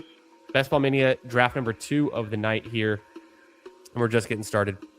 Got a lot more puppies to go. I think we're going to be doing some puppies after this. And we have a thought experiment to go through. We're going to be looking at bbmdb.com and going through what it takes to win Best Ball Mania 6 in 2025 last year, what matters, and what can we learn from that, you know, redrafting to win that. Can you just draft the best players and win? Is scoring fantasy points all that matters? And also, you know, if the idea is to draft players who are great values, what can we learn from that? Looking back at last year's ADPs and say, wow, can't believe Kyle Pitts was ADP 155. Can't believe Matthew Stafford was ADP 170. Some guys are just good picks all around. Yeah, I've got a lot of Trey Tucker too. I'm kind of like differentiating by going more Travis Hunter now. In the last round, if available. Yeah, in these best ball drafts, Hunter's going around ADP 140, round 12, because obviously you don't have to figure out when to start him. So I understand that, though. In redraft, if you have to figure out, if you're managing your league, like where to start Travis Hunter, he's not as interesting at all. He has to hit right away kind of thing.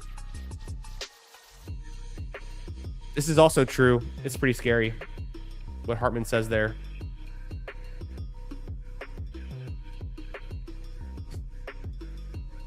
True. Yo, what's up, BKGJ? Do y'all like Romeo Doubs as much as I do as a top 100 pick? I think that's fair. Doubs has some big spiky weeks.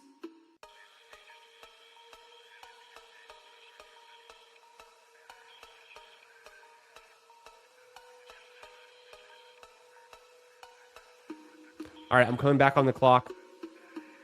Pick 16 and 17 coming up. 191, 194. Jerry Jeudy still there.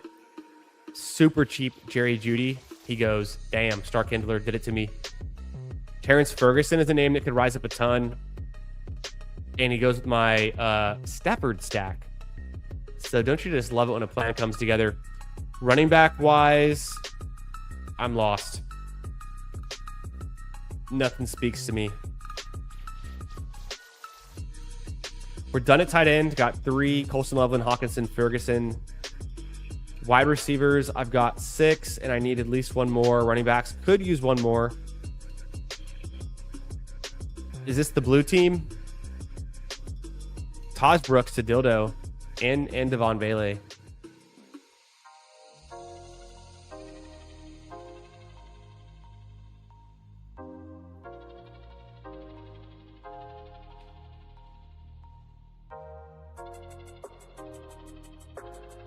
I'll go blue. There's so many wide receivers that I'm cool with as a last round pick who almost never get drafted that I know how to work with. Through my first 17 picks, 3, 5, 6, 3, probably adding on a 7th wide receiver, most certainly. Mahomes, Stafford, Daniel Jones. Unstacked Mahomes, Stafford with Corum and Terrence Ferguson. Daniel Jones, unstacked. Bijan, Love, Bucky, Corum, blue. Strong running back room, strong QB room. Not too expensive at QB, but still good. Wide receivers, Pickens, Harrison, Lemon, Casey, Hunter, Trey Harris. If you're not a believer in Pickens or Harrison, you're going to hate this wide receiver room.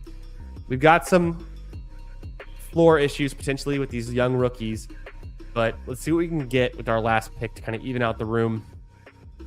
Not going to force any stacks, unlike the Colts or the Rams, the Chiefs, just because I don't have one yet. I'm not worried about that.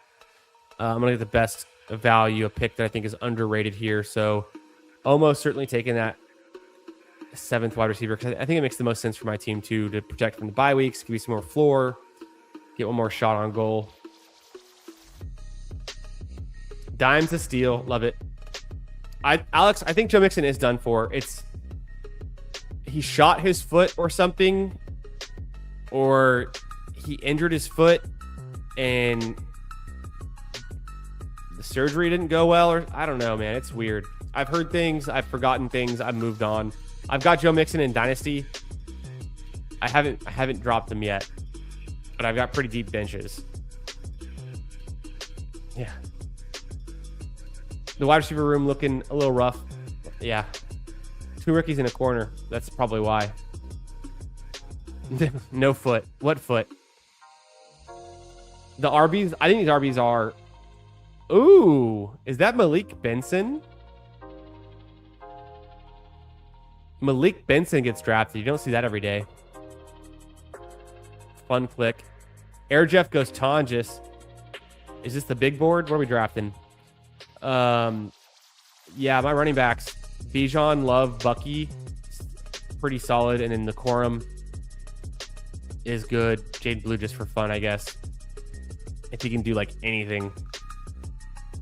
He did nothing last year. I had huge bags of Jaden Blue last year. Did me nothing. But I get a team stack with Pickens, so it felt like the right team to do it.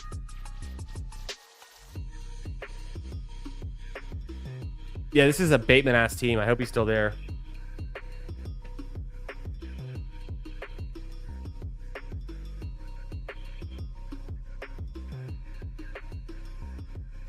CT Daniel going for Malik Benson, ball knower. Okay, I'm on the clock. Bateman-ass team, no doubt. Could be Mooney. Dallas bring back. I think Bateman just makes more sense. Better player. Franklin, Coleman, Horton, Keenan Allen, DK, Dotson.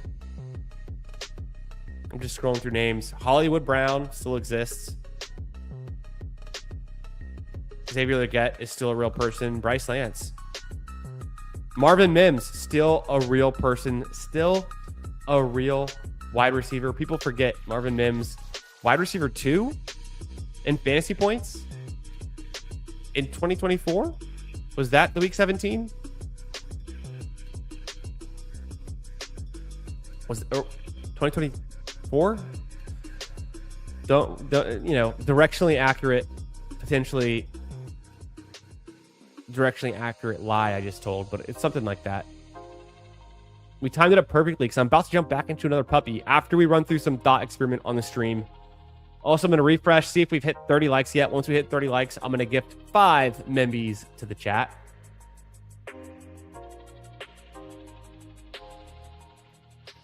Jadarian Price. Yeah, 5-star player, was the lead guy his rookie year, got injured. They happen to get Jeremiah Love. They make it work. Price continues to get injured. He and Love split the work. Is, from what I'm hearing, the Seahawks believe in him. They're trying to replace Ken Walker with him. I was pretty in on Emmanuel Wilson until Price went there. So I am pretty interested in Jadarian Price based on how the Seahawks even though they have a new coaching staff, new OC, have traditionally used their running backs. Charbonnet injured. I think when Charbonnet comes back, he's still kind of the 1A, and Price could be the 1B, but maybe then Charbonnet is the end of his rookie deal. Maybe he goes elsewhere. Maybe Price is the guy to lean on. There's some outs, but Price has gotten very expensive. I will agree to that. This is something that has been true for quite a while. And it's just like, do you take your medicine or do you ignore? Wow. Chris G here going with the Caleb Douglas ball knower pick. I like to see that as a ball knower pick right there. Also, we had Dildo Schwaggins taking Keandre Lambert Smith and Taj Brooks. Some deep cuts, some scroll downs. Draft like you know you're right. Love to see it.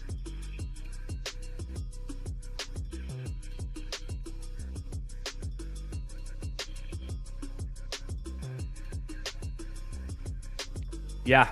Which teams run the ball a lot? Like the Bears could run the ball a lot. Yeah, Huhame's in on Helani, one of the Helani bros. Couldn't be me.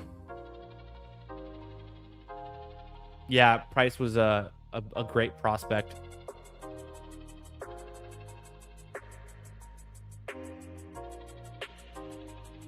Could be with Kyler too. Kyler had prime DeAndre Hopkins for a season that went pretty well, so there's some hope there. It could get a lot better for Jefferson. I mean, it can't get worse.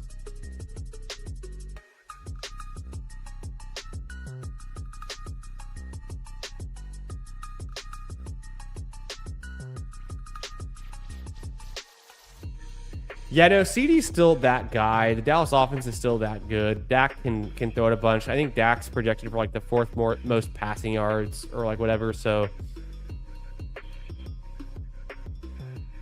we can't just like ditch CeeDee Lamb after one down year. But there's a lot of arguments to be made that Pickens continues to surpass him going forward. So I like the Pickens pick. I'm not afraid to draft CeeDee Lamb.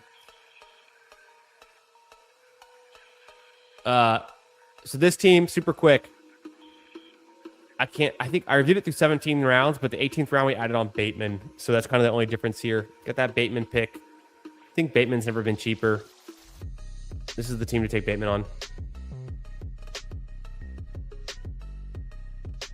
Yeah, if the Bears just run it a ton, him and Swift can both be great picks. Watson's winning the poll. Okay. I am going to refresh. Hopefully we're at 30 likes. Support the stream. Smash the like. I'm going to give 5 subs if it's above 30. We have less likes. I went from 28 to 27 likes. What the fuck, guys? No gifted MVs here tonight. Maybe we'll get them soon. I'm going to end the poll. I'm going to start a new one.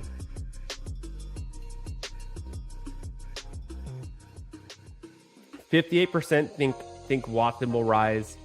42% Marv. I'm going to start a new poll as fast as I can.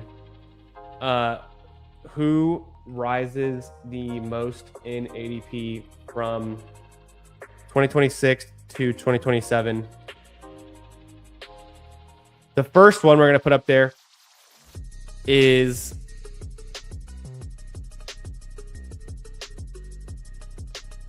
let's go deeper. Let's go way deeper. Let's go Pearsall. Pearsall was a fun shout.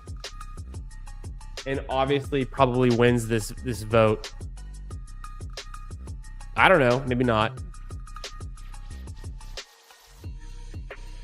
Pearsall versus Lemon. Lemon has a much higher ADP right now. Who rises more in ADP next year? Pearsall or Lemon? Which one gets drafted higher next year? I mean, Pearsall's already 20 picks cheaper, so...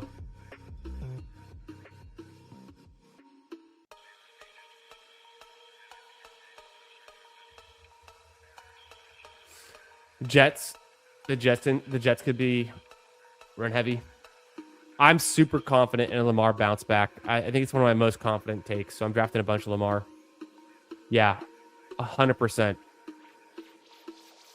Lemon by far? Okay. This is a good pick then. I mean, I think Lemon's the obvious choice maybe, but Pearsall I think has the,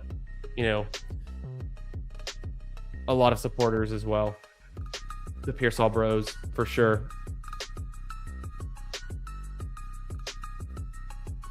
Could be Quentin Johnston. You know, more targets to go around. Number 1 wide receiver in forced missed tackles per reception last year. Something I saw today on Twitter.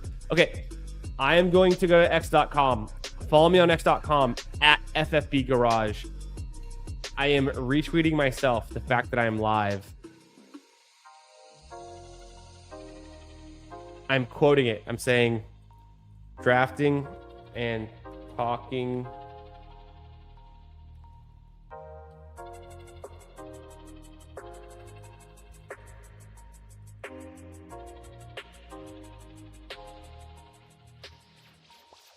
boom. I retweeted myself. Follow me there if you don't already. Good stuff. I had some fire tweets today. I don't know if y'all saw this. I'm going to bring it on stream for a second. Okay. First off, I think my thumbnail game was pretty on point today, so I'm taking notes going forward. Let me know if you like it or don't like it. No AI generation, just pure art, heart, determination, grit, will. 10% luck, 20% will. I did this, drafting the best players at cost wins. Who will be on this list? Who on this list will you never be able to draft at this cheap again, future years? It's just starting at Christian Watson. What the hell? Starting at Christian Watson, it's all the receivers after that. Watson, Tate, Dunze, you know, all the way through Addison. Here's our responses. I said Marvin, Brian Thomas. Max Adams, shout out, said Tyson. BBG said Travion Henderson. The dude is just out of his mind. You know, he's just surfing waves in Nicaragua, and he just cannot comprehend the English language anymore. So he obviously has no context of what's going on, but also true, correct. Updog, shout out to Updog, says D Watts. Nick likes the lemon Tate Tyson rookies. ASAP Tuna said Josh Downs. We had Lou say Brian Thomas again. Jerome, shout out, said Brian Thomas and Tyson. DB Bet said Marvin Watson.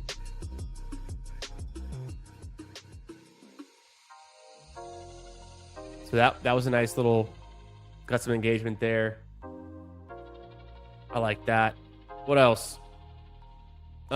Great article today from Fantasy Life. So I'm an auction bro. My home league is auction.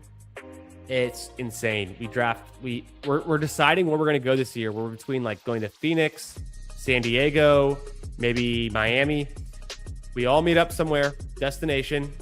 Me and my 9 bros from high school. We have a 6+ hour auction draft. It's insane. There's whammies.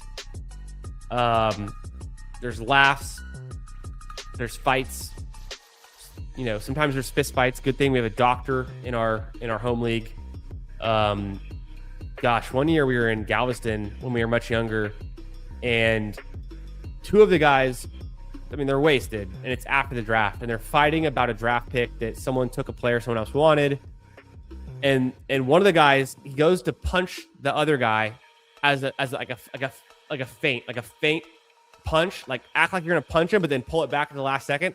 But he's wasted, so he just punches him right in the chin, splits his chin open. He needs like 5 or 6 stitches on his chin. Our other friend, who's a doctor at the time and like just finished med school, is also wasted and is like, I'll sew you up. Let's go find like a sewing kit in the bathroom or something, or someone's got one on hand, and like, I'll sew you up. And we're all like, this is a terrible idea. Luckily, didn't do it. The guy just like put like a big Band-Aid on his chin. I think he put some super glue on it or something. That was actually kind of gnarly, and just kept partying. So I don't remember the point of that story, other than a bunch of my friends are complete degenerate savages, but we've matured a little bit. That was probably 10 years ago. Also, okay, Auction Bros. Yeah. Great article on Fantasy Life. QB auction strategy makes a lot of sense, especially if you're doing Superflex. And then I also posted, I thought I posted something else that was, no, maybe that was it. All right, that was it. Boom. Look at Hartman. Appreciate you, my dog. Follow Hartman on Twitter too. No more Twitter talk. No more X. we're going into our thought experiment. I'm catching up with the chat. Pearsall Bros, Quentin Johnson, we caught it. It's always Ricky. It's also, you're never wrong, just early, kind of Ricky Pearsall take. Yeah. You know what's funny? I did not read this before I said that. It just tells you how in sync we are. We're just like living in the same exact universe of information of what it takes to win best ball. This is too much. Yeah, not getting shot would be good. Trade Devonta for Breece Hall. I would. What do you guys think? Guys, in the chat, let me know. Are we trading Devonta Smith for Breece Hall straight up in redraft? Regardless of format, I'm assuming it's half PPR. But let me know, Alex, your details. Guys, I say yes. He's already got Rashee Rice, CeeDee Lamb. He mentioned another receiver. I forget who it was, like a top receiver. I think it was Amon-Ra. Alec Pierce could be a big riser. Maybe. I mean, he's getting better every year. More targets to go around. Hawaii. Oh, nice, Air Jeff. Hell yeah, brother. Jealous.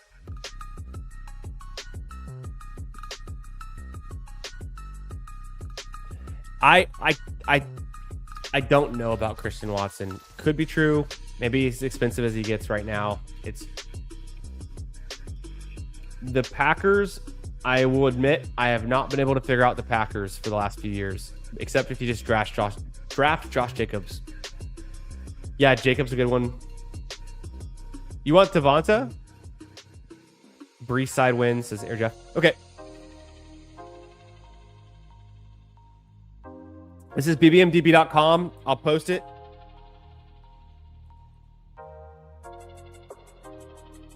In the chat. Yeah, get Breece. I would agree. I'm not even the biggest Breece fan. I'm going to draft out of the 10 spot.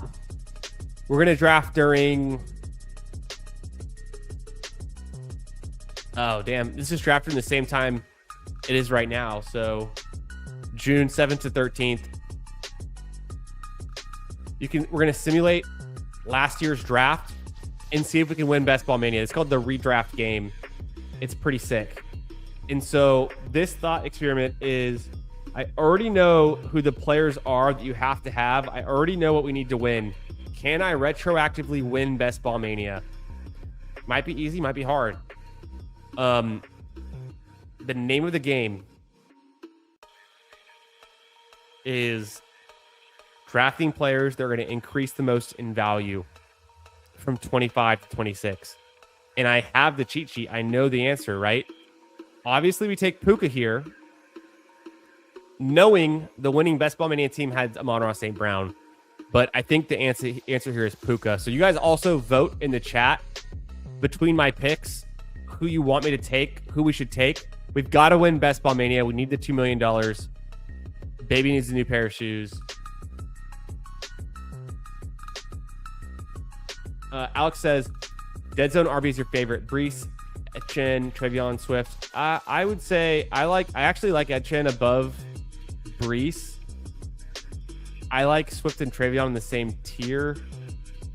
I wouldn't call this the Dead Zone though. I would just call like these like to me that's like the RB. I have my RB1 tier is actually a little bit wider than it should be. My RB2 tier is pretty wide. RB3 tier.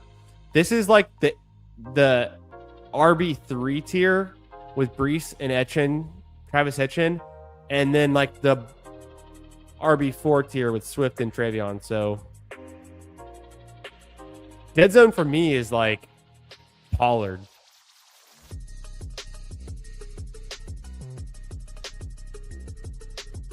JT or Brock next?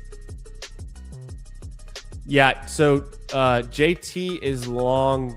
No, he's not long gone. JT's still available. Damn, crazy times. ETN, Kyrie, and Javonte is the RB Dead Zone. I think it's later than that for me, but I don't know. I haven't heard enough people talk about it this year. I think the concept as a whole is just kind of gone. It's not Genty, not Drake London. He gets injured. AJ Brown wasn't good. McConkey wasn't good. Bowers was good, but injured. Not who you need. Jonathan Taylor here is the pick. So we go Puka JT. I had a Puka JT team that made the Best Ball Mania quarterfinals, and I have to look. I don't think it made the semis. Or did I? No. It died in the quarters. I didn't make the semis last year. Okay, this pick. Josh Allen, Breece Hall, Kyron Williams, Mike Evans, Jaden Daniels, Kittle, T-Mac. If you don't have Kittle, you need McBride or Pitts or a combination of others.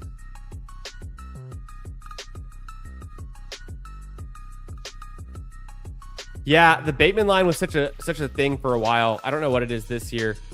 I guess for wide receivers. Pollard and on kind of feels like that for me. I like some guys in that range. Like sometimes I take Dobbins. I've been getting into Corum. Cook, says Hartman. I think so too. Yeah, I think Cook is the pick here. Either Cook or Kittle. Knowing Kittle misses time, but is the guy you need in week 17. I have kind of two picks back to back. I hope Cook will still be there. I'm going to go Kittle first, and let's see if Cook is still there. Cook is still there. You can see the board. So now I'm going to go Cook. JT Cook, Puka, George Kittle. Guys, last year, 1 year ago, we were taking Juwan Jennings in the 5th round. Maybe he's underpriced. He's currently going like the 14th, 15th round. New team, though. Need McBride. McBride is already drafted, I'm pretty sure.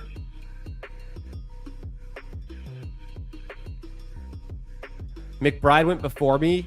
I can still win without McBride. The winner had Kittle. But McBride is good. Yeah, wait on get Kittle. I need JSN. JSN is coming up. I don't think I missed him yet, did I? No, I did miss JSN.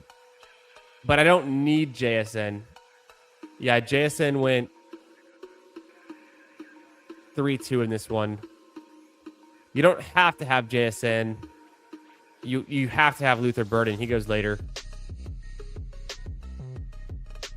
Olave, Golden didn't help. Too high to figure out what game you're playing. Air Jeff, we're trying to win Best Ball Mania 6 from last year, 2025. Knowing all the answers, can we even still win drafting in a simulated draft? And the point is, looking at these ADPs last year and where these players go this year, Kamara was ADP 56 last year. Now he's 170. Use this information to inform our picks for 2026. Where are those players going to be in 2027? We're drafting, name anyone. We're drafting Tony Pollard at pick 70 right now. What if he's pick 170 next year? Like, things happen fast. This is a tough pick. Olave's good. Yeah, true. Okay, let's see. Are any of these players going to help us win? So far, no. Olave's pretty good. Henderson's helpful. Swift is pretty good. We have to know where Burden's going to be. We have to anticipate the Burden. Etienne Jr. at pick 98 last year, 1 year ago. We could take him. He would help out a lot. Purdy's a guy you might want to have. He goes to pick 103. Where's Burden? Burden at 115. May at 115. Noted. They'll be real helpful. There's the Bateman line from last year. Burden was on the other side of the Bateman line. Evan Ingram, pick 100 last year. Now he's undrafted. So we're just conceptualizing, if this much can change in 1 year, how much can change from right now until next year? And if you knew the ADP of the players next year, wouldn't that help you win this year? So we want the guys who are going to rise the most in ADP. That's the whole thought experiment. That's the whole reason we're drafting with this new Megamind Gigabrain strategy on these Best Ball Manias tonight. Yeah, Burden's super late. The Bateman line. Need JCM. JCM's very nice, and he goes undrafted. So even this time last year, he was undrafted. I am going to go Olave here. Boom. We're back on the clock, and then there's plenty of space until I get to QBs that are meaningful, like Purdy, Burden. We'll kind of start to reach for those guys. I think before I get there, though, we could take someone like Henderson.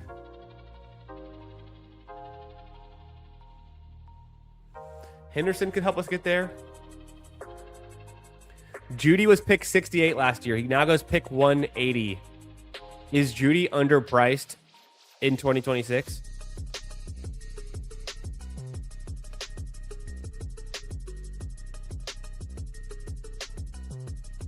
We could take DeAndre Swift. DeAndre Swift's a pretty good click.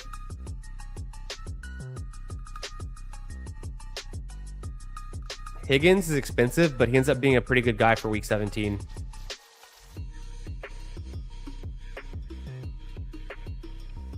Caleb is underpriced. Dude, Caleb Johnson, holy.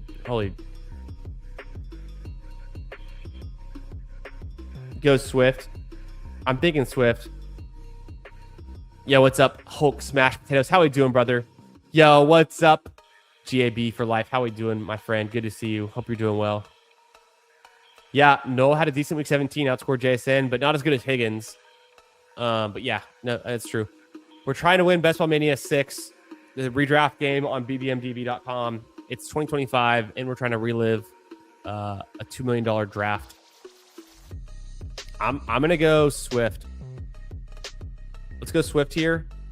He might have still been there at my next pick, but none of those guys were very enticing. Here, maybe we start to get wise, and we pull up guys that are meaningful. Like, I'm going to go ETN here. Helps get us there. Brian Robinson was an 8th round pick this time last year. Think about that.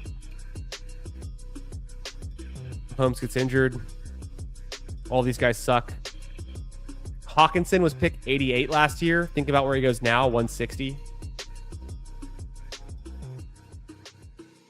Yeah, last year people were drafting Roschon. Pretty crazy stuff. I heard someone tout Roschon on Pete's channel one time last year too. I don't think Achane's a bust ever. Achane's never a bust. The dude's the most explosive running back in the NFL. Had the most explosive runs last year. Number 1 in juke rate. Insane pass catcher.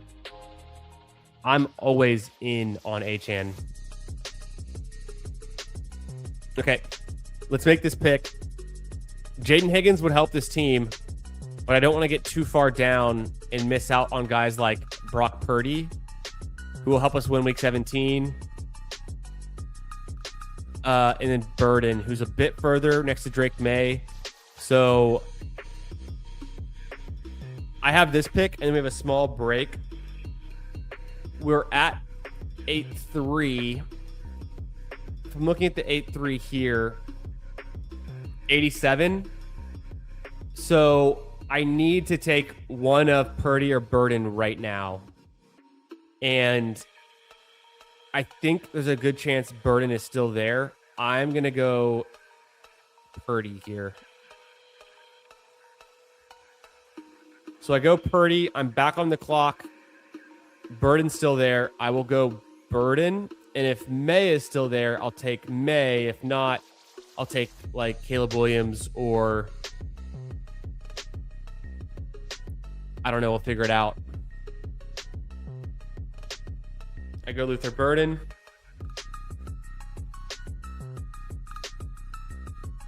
This is how the juice is made.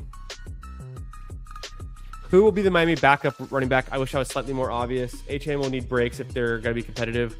At the same time, the dude never leaves the field. He averaged like 30 touches a game at A&M. So like he can be a workhorse. I would probably slight lean to Ollie Gordon. I'm not worried about that too much. I think it's too much of a hearsay type of thing. We haven't seen Malik Willis play that much. So the whole thesis that he's a Konami code rushing quarterback and he won't dump off, it's completely unproven. Achan's going to be the engine of that offense. He's the best player on their offense. He's going to be potentially the number one target on that offense. I would make a bet Achan has more receptions than any receiver on that team currently on the roster, and it's not even close, and even more than Dulcich too. So I'm pretty bullish on Achan. I think the fear, uncertainty, and doubt that the Dolphins suck is bad for him. I don't think it matters. He's that good.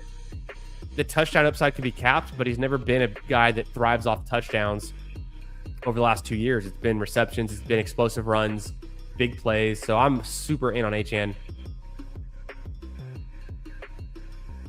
Yeah, Stafford goes late. I'm going to get Stafford late as well.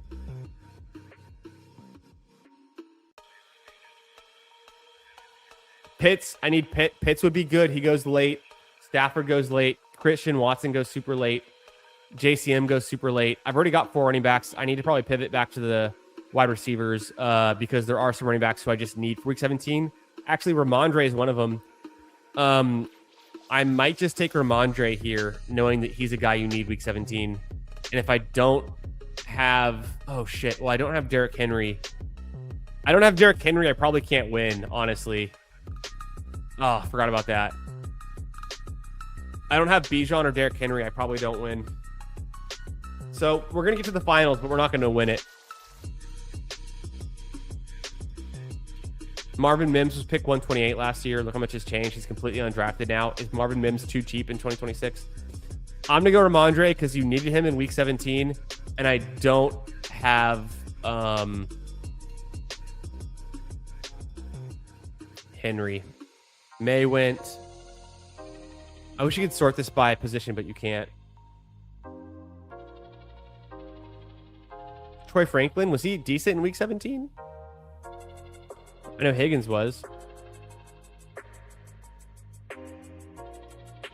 I've clicked Tutu before. GAB. I've clicked him before. BKGJ, also Miami native.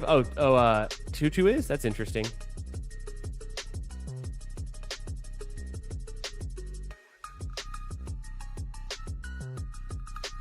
Yeah, Franklin could help get me there. He did well during the season. That's also true. But I'm worried about winning. Like Javonte Williams would help get me there, but he's not going to help me make me win at this point. And I feel like this team is good enough to get me there with Puka. I definitely need Pitts to survive the playoffs. Goddard would be good. QJ would help get me there. I could draft him. Stafford is at 155. I'm still good for Stafford. And then Pitts. Did Pitts go? Oh, Colston Loveland just went. No, Pitts did not go yet. Where's Pitts? Where the hell? There he is. 156. 155 Stafford, 156 Pitts. I might need to take them now. I'm at the 11-10, which is picks 130 and 135, and then at 154, 159. So I need to get one of them with my... I'd make a pick, then take one of them, and the other one I'm going to have to push and hope they don't get taken. Or I take both of them now. There's no one between these picks and them that's better, is also a way to think of it.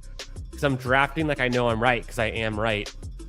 Which is something you could also do in your drafts. And I think I do take Stafford here, and then Pitts next, and just screw all these guys in the middle, because they don't actually get me anything other than helping me get there, but not helping me win in week 17. That's all I care about now. So I'm going to go Stafford here. Big reach. But it's over guys like Trey Benson. Come on. Now I go Pitts. I still need some wide receiver help.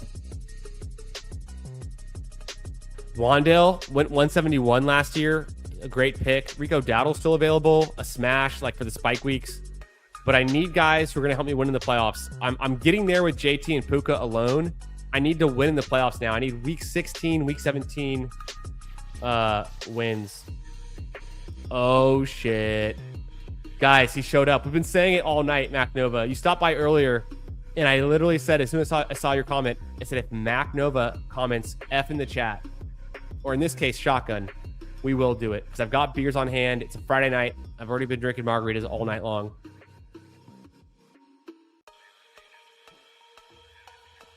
All right, I'm going to switch the headphones over to the AirPods. I'm going to switch over to the phone camera. We're going to go in the kitchen. We're going to shotgun a beer, and hopefully the wife doesn't come out screaming at me. I think I might have to check that she's asleep first, but I think this coast is clear. I think she'd just be disappointed. She'd be like, what the hell are you doing? At the same time, it's Friday night. Oh, Michael Wilson gets me there. Doesn't help me win in week 17. Same thing with Wandale. Mac Nova, we're going to shotgun as soon as we finish this 2025 BBM draft to try to win it all. Offer Devonta for Swift plus Terry. I would accept the Swift plus Terry side, yes. Appreciate you, dog. No worries. Never sweat it. Always appreciate anyone stopping in, any support for the channel. No judgment here. We're all busy. I do the same thing. I do the same thing in most of, I'm not ashamed to say it, most of the chats I jump into, I say, what up? I smash the like. I'm an audio listener a lot of time. I set the phone down. I'm listening. But we all have life going on. Not everyone can stick around a stream the whole time. But I appreciate you guys that do. And for anyone who stops in and says what's up and smashes the like, I appreciate you too. But yeah, I owe Mac Nova a shotgun from 2 weeks ago. And if the stream hits 30 likes or more, I'm also donating. I'm going to gift 5 Membies to the chat. And I think we hit that too. So we're going to all celebrate this. Okay, we're going to make this pick. Who's helping me win Best Ball Mania 6? I need week 17, guys. We've already pretty much gotten there with the lineup we have. I think it's either Wandale or Michael Wilson.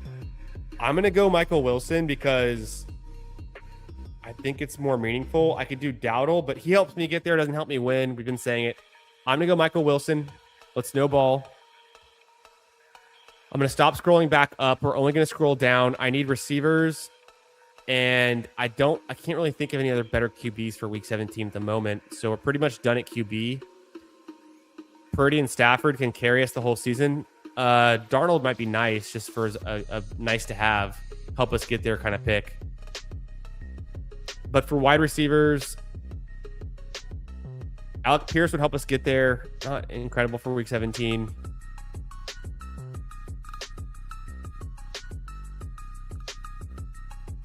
Daniel Jones.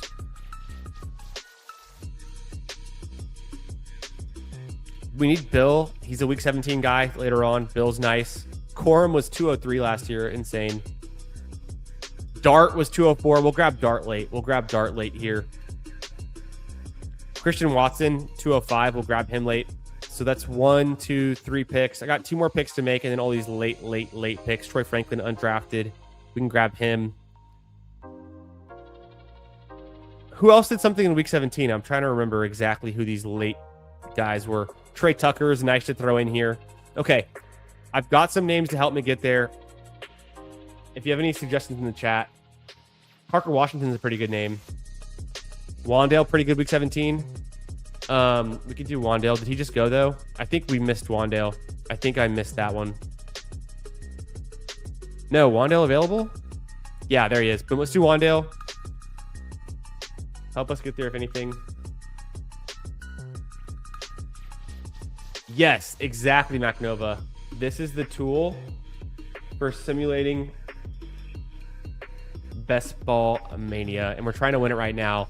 The whole thesis of our drafting tonight is drafting players we think are going to rise in ADP in 2027. And so we're reviewing 2025 ADP to go like, holy shit, look how crazy all the ADPs were, knowing what we know now, hindsight, right? Could do Pierce. I've got 4 picks left. One of them needs to be, and I guess I can't search this. I have to just scroll. Parker Washington's super far down there. Christian Watson, need him. Parker Washington. Did we see his name or is he just so far down? Trey Tucker is nice to help get us there. There's Parker Washington. What did Washington do in week 17? So that's the list. You can only go so far. You can't actually get everyone. Yeah, Gainwell. I don't think you can even get to Gainwell. Did you guys see his name? You can't even draft Gainwell because he was just so undrafted. Munungai's there. He's a good pick. I've got a lot of running backs there. I feel like we're going to get there with the running backs already. I need these. Who are the week 17 wide receivers that like finish in the top 10 in week 17? Because we need points because we're going to get screwed in week 17 without having Derrick Henry. It's going to be hard to win. Pierce had a good week 16. I had a good week 18. I forget about week 16. It was okay. Yeah, Bill is a must grab. We got to get Bill. Krosky Merritt was one of our last 2 or 3 picks. So let's one more pick that's kind of in this mid range, and then I have 3 late round picks to go. It's Bill, Christian Watson, and we could do Parker Washington. Yeah. Watson and P. Wash late. Throw in Bill. Do we need another QB to give us some buffer points? Darnold would be good. Daniel Jones is okay. But we saw Dart. We could do Dart over all of these guys.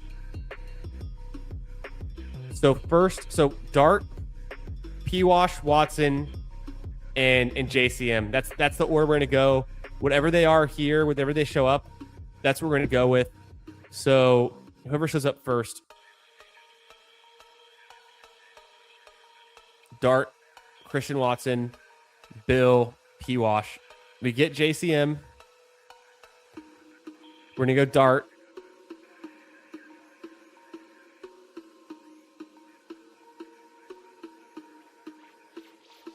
Trey Tucker's available, but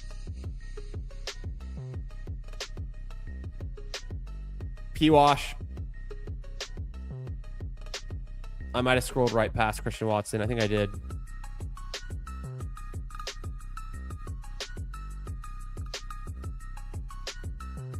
There he is. Christian Watson.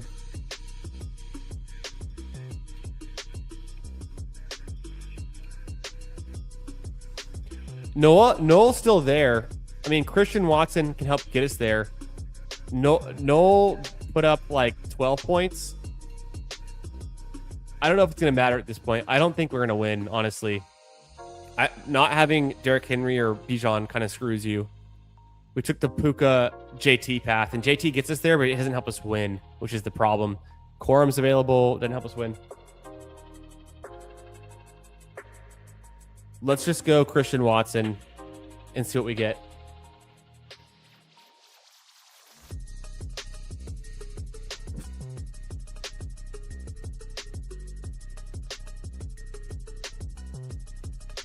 We didn't win.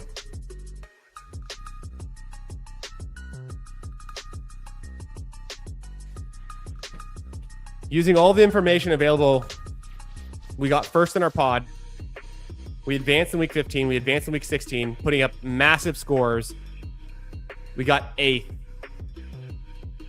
in week 17. We take home $175,000. It feels good. We can rent the Lamborghini. We can lease the Lamborghini for about 12 months, but we can't buy the Lamborghini. Maybe we can buy a vintage Countach or Diablo VT from a certain year, but we're not buying the brand new Lamborghini. We didn't win. So throw some Lambos in the chat. It's a sad day. Even given the fact that we know everything we know and we're a year in the future, we still can't win BBM 5 or BBM 6. That's just tough. You had to have Derrick Henry. You had to have Bijan, if not, and then all these stellar pieces. Look how good this team is. It's still not good enough to win. Guys, I should tell you 2 things. 1, how incredibly hard it is to win Best Ball Mania. 2,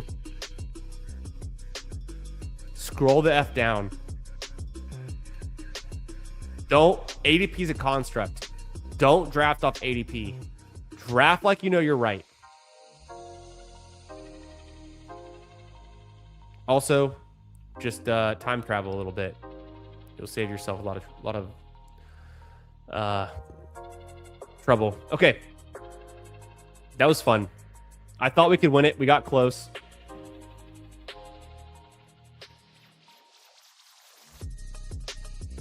Not enough to sun run. We didn't have enough in week 17. We got there. We had too much to get there and not enough to win when we were there.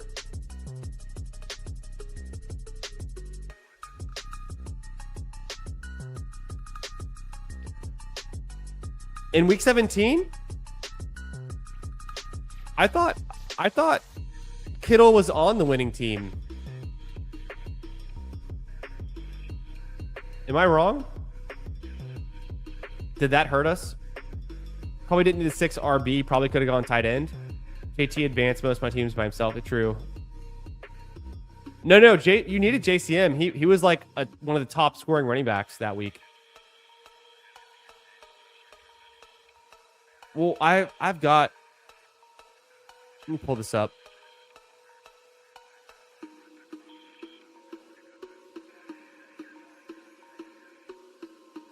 Oh, I already had it up. I didn't need this.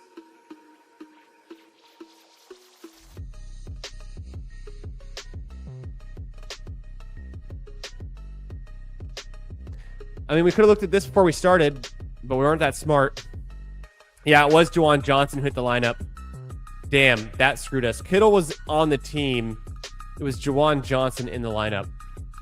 You needed St. Brown, Henry, JSN, Olave, Purdy, Burden, Stevenson, Juwan Johnson. Juwan Johnson's a piece I forgot.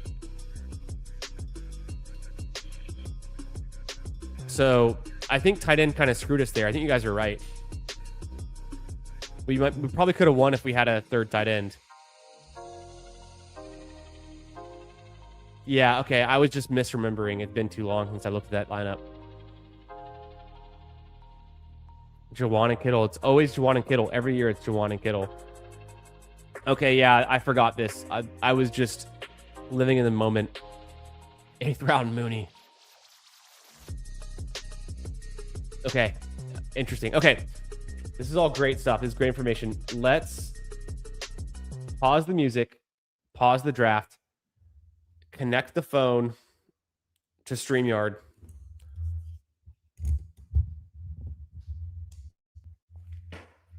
Turn off the headphones. I don't know why I put the mic down there. I don't need the mic down there, but I need the headphones off. I have 12% battery. That's enough to get it done.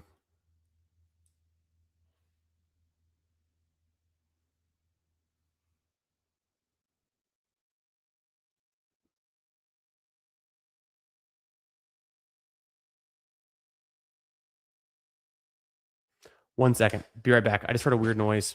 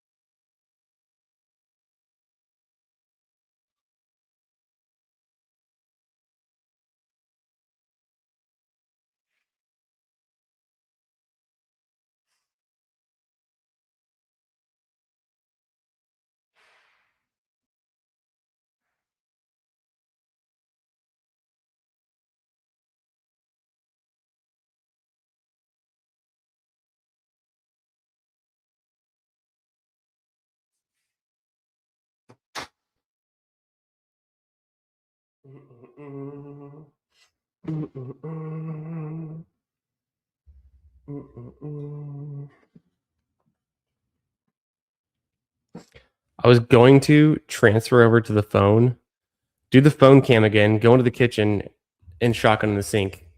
But I'm not doing that because I'm going to shotgun in here because wifey is in the kitchen and being loud, banging things around, cleaning up at midnight. I said, why are you cleaning up? Yeah, Kittle did smash, get us there. Yeah, Kittle got you there, and then if you didn't have Kittle, that's the perfect situation. Pitts and McBride were the two. Yeah, it was Pitts and McBride, but then yeah, I guess it was Juwan Johnson. Tongas scored as well. That's why we're drafting Tongas in 2026. Couldn't be me, but some people are doing it. I think Air Jeff just drafted Tongas in this one. Not the worst pick. It's interesting. Kyle Pitts. Marv on his Pitts arc. Okay, that's what it was with Pitts.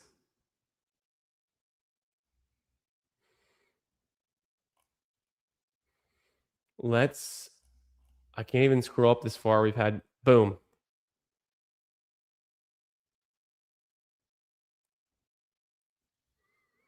We're going in for one for Mac Nova. Also, I'm going to refresh the stream. I'm going to close the poll, make sure we're at 30 likes. I'm gifting the subs. We're at 32, or not the subs, the Mimbies. Boom, we're sending 5 gifted Mimbies. Throw your Lambos in the chat when you get them. We're rocking blue Lambos tonight. Hell yeah, Steph gets one. Frog, Seth, some good people. And then this one's for Mac Nova. We are shotgunning a beer.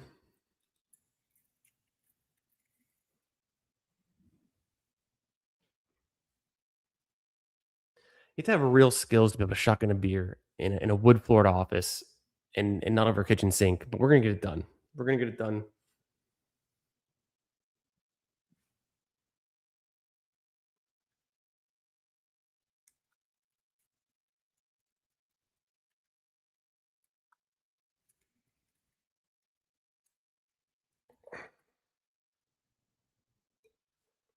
Watch the technique. You tilt the can up so that the air bubble goes to the top, and that's where you puncture it. Not a drop spilled. Then you use the key to push in the sides of the can so you don't cut your lips. Open it up the size of a quarter.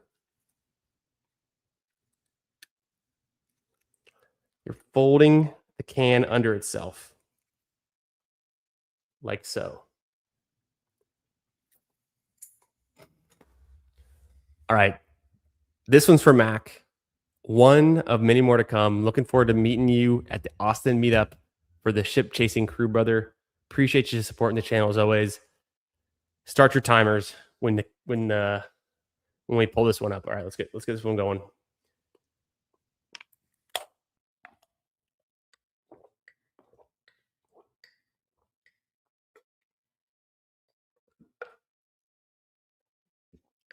It's a cold one too. Freezing cold. Feels good though. Perfect temperature. Nothing better than a freezing cold shotgun beer. Tiny bit left. It's mostly empty. A tiny bit left. Can't even get the rest out. There's not that much left. So much so that it can stand straight up without spilling. Only have like 2 drops on my pants. Pro move. There'll be a burp incoming. I'll try to mute the mic. I'm not going to burp into the mic. Stomach's feeling very good right about now.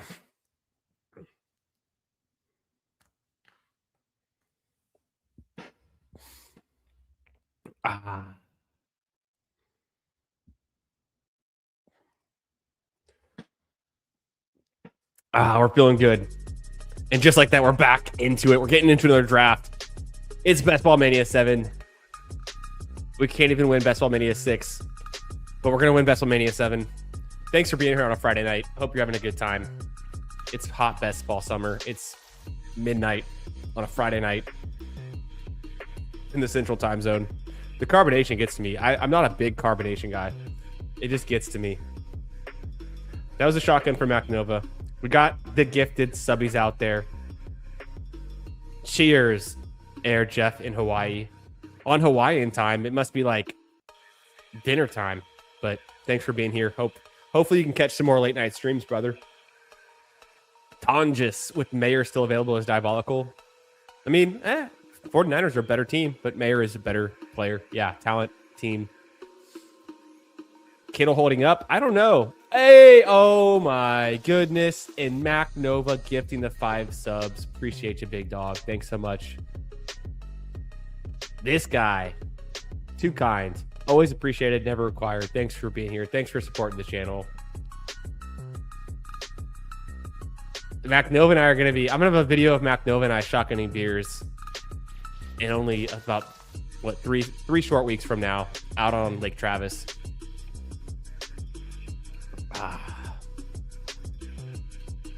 Rip keyboard mouse. Not even close, brother. Not a single drop spilled. I have 2 drops on my shorts. I would show you, but there's not really a good way to show it. Yeah, I know. Well done. A pro. Cranking the music right back up. Let's go. Yeah, we're getting into puppies now. I know you guys have been waiting a long time.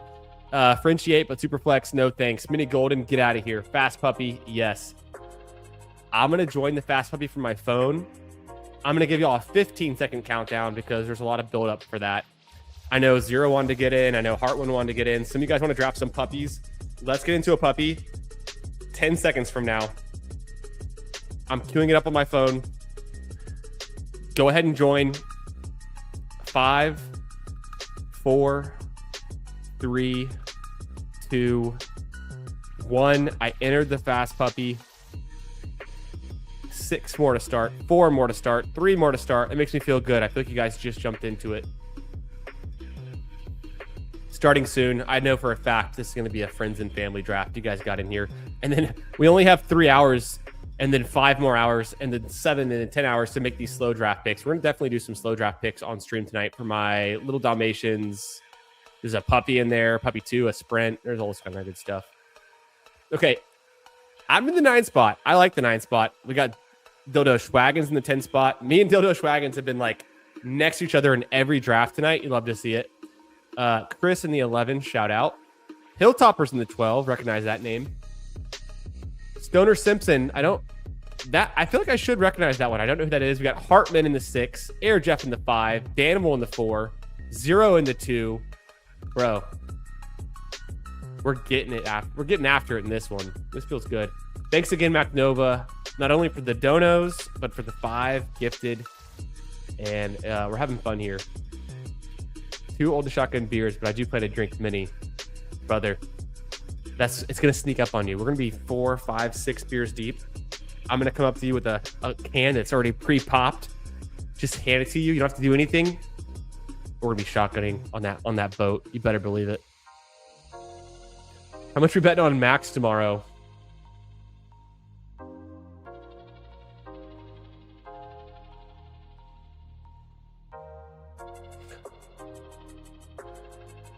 I'm so lost. How much are we betting on Max tomorrow? Talking golf? I'm all in on Tom Kim. I mean, it's Rory, obviously, but like I'm hoping Tom Kim wins. Max, it's Goddard. We want Goddard to win. Okay, Jefferson, y'all hate. CeeDee Lamb, y'all hate. Genty's fun. Genty could rise a bunch. Jefferson could fall. CeeDee Lamb could fall. They're getting old. The receivers. If we're going thesis here, we're going Genty. Bang. We're drafting players. They're going to rise the most. You'll never be able to draft this cheap again. Ashton Genty fits the bill. Max. Why am I... Matt Fitzpatrick. Which Max? Scheffler got cut for the first time ever. Max? Bobby McIntyre? Wyndham Clark? McElroy? Who's Max? I'm so lost. There's got to be a Max out there that is obvious that I'm just like, I can't think of. Danimal, good to see you, brother. Thanks for stopping by. Hope you're having a great Friday night. Out of the 4 spot. Dude, this is a bunch of savages in this one. This is I mean, what is the puppy advance? Is it 2 out of 12? 212, 110, 110, 375 for 100 or for 200K. Yeah, it's pretty good. Yeah, 2 out of 12. This is gonna be a tough room to advance from. Crumb is in the 12th spot. Yes, sir. I knew I recognized the Hilltoppers. That's Crumb. I knew it. It's tough. There's different. Everyone has a different YouTube name, different Twitter name, different Discord name, different underdog name. I can only catch up and try so hard to know. But I do try. It's either Hampton or Chase Brown or Achane for me. It's Achane for me. I go for talent. I touted him earlier. I was talking about Achane. I think Achane could be a top 6 pick in fantasy next season. So like Genty, Achane are the two in my mind that have the best odds that are still young enough to be going in like the Gibbs Bijan tier. Because they catch a lot of passes. They're on shitty teams. Hey, who says Atlanta's good? Are the Colts that good? All the other teams are actually really good, but Net UFC Holloway. Yes, yeah. I'm in on Max. I like Max Holloway.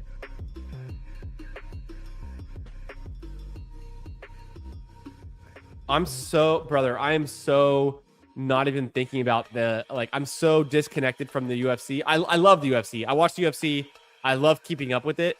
As a casual fan, I think Conor McGregor, Max Holloway is going to be very electric, very exciting. Hopefully it's not just two guys who are washed, but yeah, it's easily Max Holloway. I mean, Conor McGregor has been washed for years, unfortunately. Did himself in, right? So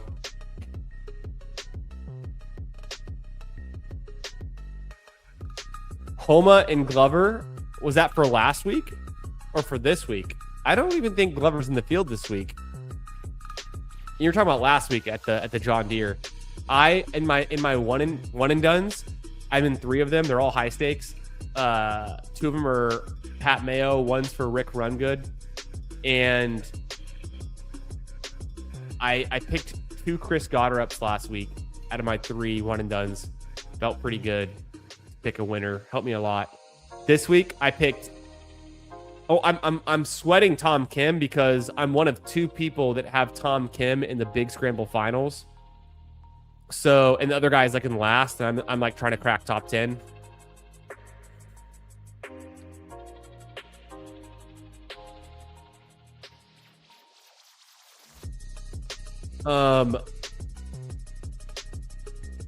I am sweating my one and dones. I picked. I think I picked. I have to review. I think I picked 1 Wyndham Clark. I picked. God, what did I pick? I have to look. God, I know I picked 1 Wyndham Clark. I didn't pick. I'm doing pretty good though. Who did I pick? I didn't pick Rory, obviously. I think I did 1 Matt Fitzpatrick. 1 Wyndham Clark, and 1 Tyrrell Hatton. I either did 1 Tyrrell Hatton or 2 Tyrrell Hattons. And my big scramble, I'm super stoked. I have Tom Kim. He made the cut. He's doing great. Ryan Gerard came on strong today. After the stream, I'm going to stay up a little bit later and watch some highlights from Friday morning. Because I had 5 players make the cut out of my 7 that were in the event. I love Garrett Wilson. I like T-Mac too.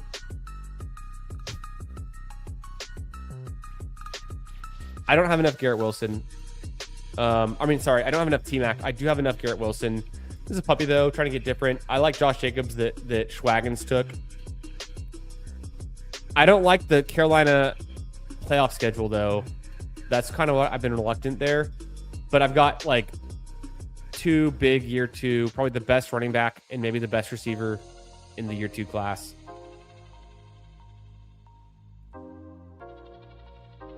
The Isco, brother, the Isco, you're a savage. Yeah, I was like, Homa, Glover. These are John Deere type names. The Isco, Savage. I like the Scottish Open. It's one of my. It's not one of my like favorite tournaments because I like a lot of tournaments, but it's a good tournament. Renaissance Club. Patty seems like a good bet. Ooh, more UFC talk. The alternate events, yeah, sharp, because the fields are like not very strong. It's pretty obvious. Pick guys who've actually won on the PGA Tour in the alt fields. It's a good bet. I like that. The Scottish Open, yeah, it's a really tough field. Too hard to figure it out. Unless Nicolai Højgaard wins. There's a lot of names from the DP World Tour that I'm familiar with, and a lot that I've actually never seen before that are making the cut. It's pretty interesting. Padraig Harrington at the Open. I'm not gonna bet on Padraig Harrington, even though he's a goat. He's a legend. I've actually, I say met him, but I've cheered him on in real life at the Houston Open in prior years. I've seen him. I've said his name to him. He's waved, said hello. So I've met Patty. I'm not going to bet on him unless we're playing in the Champions Tour, which I think he just won. He just won like the Champions Tour US Open, I'm pretty sure. Jacobs isn't missing a game. I agree, Schwaggins. I'm on board. I 100% agree. Yeah, business as usual. Waddle snipe was wild. Where'd Waddle go? Dang. You hate to see it. But you get Burden, you lucky dog. I like Goddard up. Goddard up and to the right. Goddard up, stock, never going down. Who the fuck is that guy? Yeah, okay. What are we doing here at this next pick? I like this team. Irving goes. Would have been my pick. You guys voted Christian Watson as the biggest riser. I'm gonna trust you guys. Don't screw me here.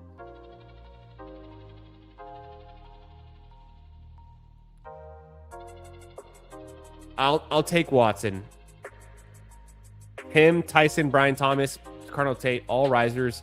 I'll go Watson. I'll trust you guys. I don't have enough Watson. You guys think it can rise even more? Maybe not a second round pick, but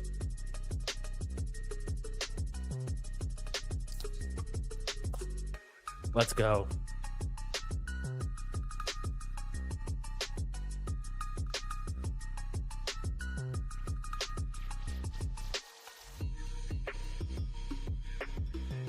Good. Oh, God. Probably true. Joking. Don't sue me.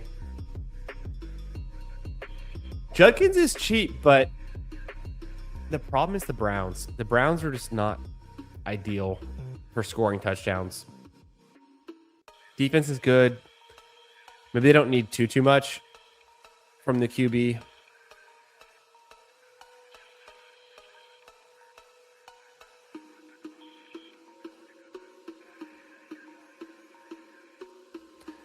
Damn, do I go Jaden Daniels or do I pull up Burrow?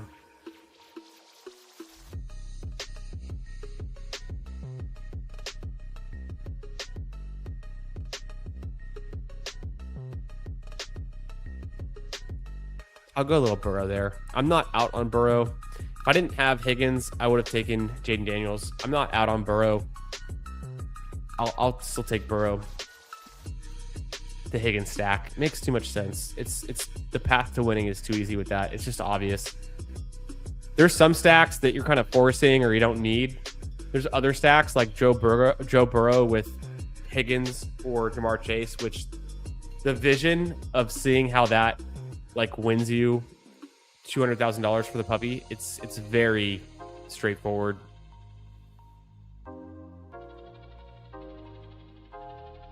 Yeah, who's the QB next year for the Browns? That some of why I'm skeptical of Judkins. I like Judkins. I love Judkins at Ole Miss. I thought he was a dog, literal bulldog. I thought he had that juice, but the Browns are the Browns. Watson in the 70 next year. Imagine. Oh, Christian Watson. I was like, imagine if Deshaun Watson revives his career. Should do or better. Arch. It could be Arch. I'm a big Arch fan, needless to say. I was at the first game Arch played came onto the field against Texas Tech back in 2024. I was at the game in Austin. Arch comes onto the field in the second half, and the crowd goes wild, electric. And the dude, is he living up to the name? You know what? I think he is. I think he does live up to the Manning name. Arch is incredible. He, in 2024, it must be 2024, he had this big touchdown run. It was like a 70-yard run. It was 2024. And he reached a top speed of 23 miles per hour, which was faster than any run that Tyreek Hill had that same year. So Arch Manning is faster than Tyreek Hill. And this isn't one of those directionally accurate lies. This is a fact. Arch Manning is him. The dude is nothing like Eli or Peyton. He's his own guy. He needs to improve as a quarterback. He will. He's still young. He's way more athletic. He's like, he can come into the league and be the next Drake May or Josh Allen. Like, I have no doubt. If Josh Allen can improve as a passer that much from year 1 to 2 to 3, Arch Manning's way ahead of that curve and potentially just as dangerous as a rusher. If you've ever watched Arch Manning, you know this. The passing can get better. That is something that needs to get better. Quorum again, Monangai again, Mahomes. I'm good with Joe Burrow. Addison. Let's go Quorum here. I'm not some Quorum slappy. I'm not just drafting Quorum every time, but I don't want to fall behind at running back. So give me a running back on a good team. It's either him or Monangai. Didn't need the Addison there. If I knew Addison was going to be there, I get the fall on Makai Lemon, so like I couldn't avoid that. I feel like that's a good price for Lemon. I don't know who I would have taken in between those picks anyways. I'm a huge Arch fan. I'm a total believer. I've seen every pass he's thrown in a live college game. So we'll see. We'll see.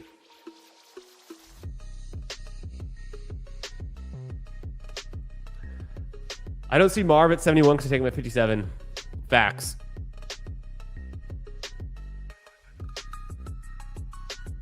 Yeah, Marv is one of those elite Ohio State, wide receiver prospects that it's like we're drafting Carnell Tate ahead of Marvin Harrison.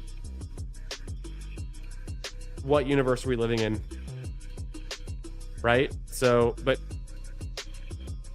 NFL is different than college.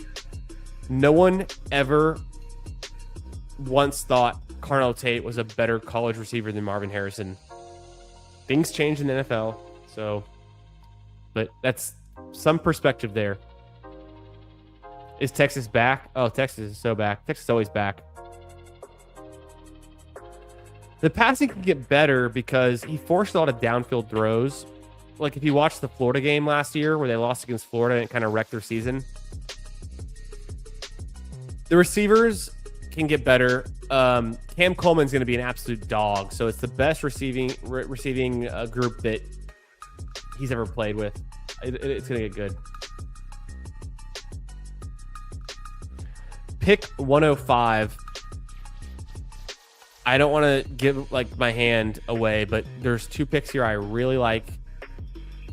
Yeah, Dart was the pick. I love the Dart pick. I like Fannin. I like Pitts. I like Bo Nix. I like Stafford. I'm going to push QB a little bit.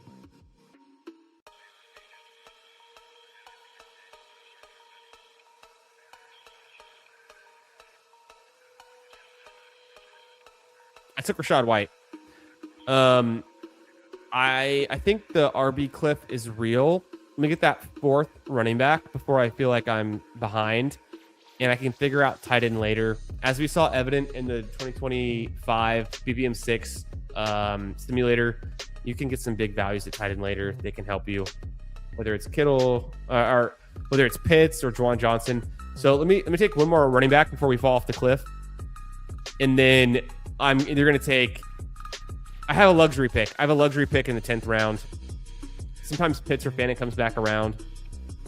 I queued up some players. It's really, there's a lot of players I could take here. I'm not too worried about it.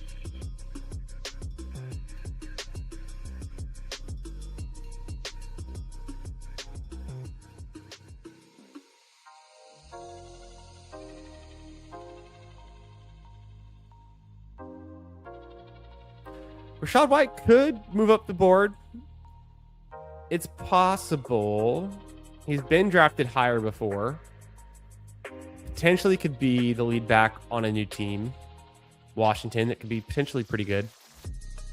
Through the first 9 rounds, I go Genty, Achane, T. Higgins, Tedroy McMillan, Christian Watson, Joe Burrow stacked with T. Higgins, Mekhi Lemon, a nice little ADP fall on him. I get Blake Corum, who's been somewhat of a riser. I take him there. I think he's in a similar tier for me as guys like Harvey, Dowdle, Monangai, Brooks, maybe even Dobbins. Hard to say who has the better year. Completely different profiles, but good offenses in general. Pitts is still there.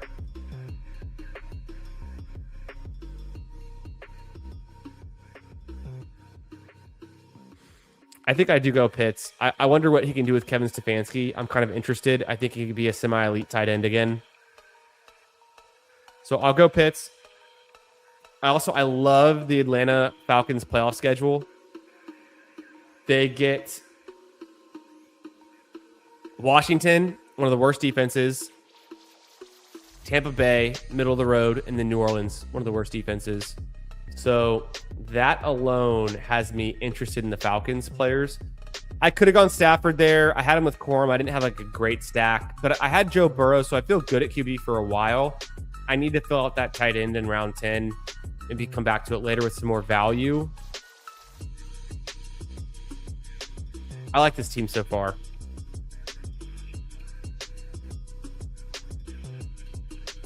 Brother, what's up, Cody? How we doing, man? Good to see you. Late night, let's get it. Yes, sir. We drafted, I got to get rid of this banner. We drafted 2 BBMs. We went to the BBMDB redraft game, mock simulator for Best Ball Mania 6. We tried to win Best Ball Mania 6, knowing everything we know, and we came up short. We got 8th place. Kind of disappointing, kind of fine. Then we shotgunned a beer on stream. Shout out to Mac Nova. Now we're drafting a fast puppy with literally 9 out of the 12 spots are people we know in this room. So we're feeling good. Just drafting a fun team, having a good time. Hope you're doing well, Cody. Hope all is well. Always good to see you, brother. Cheers.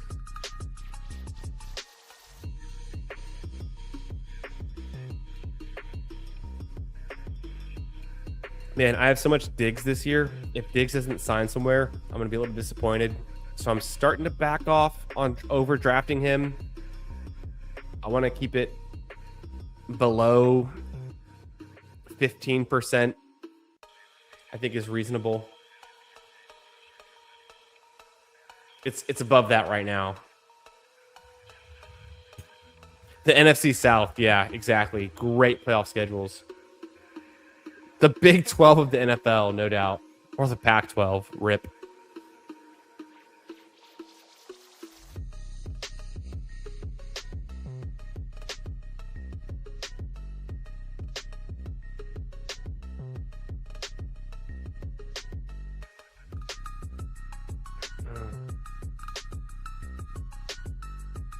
I'm going to go Kincaid there. See what comes back around at wide receiver, potentially. I thought about going Goddard. I'm going to slip in some Kincaid. I think he could also be like a pretty big hit. A guy that's like a post-hype sleeper, kind of like Pitts was last year.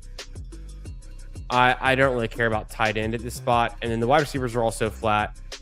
It might be nice to get someone I like, but I'm not going to force it. Doesn't feel like a Travis Hunter team to me.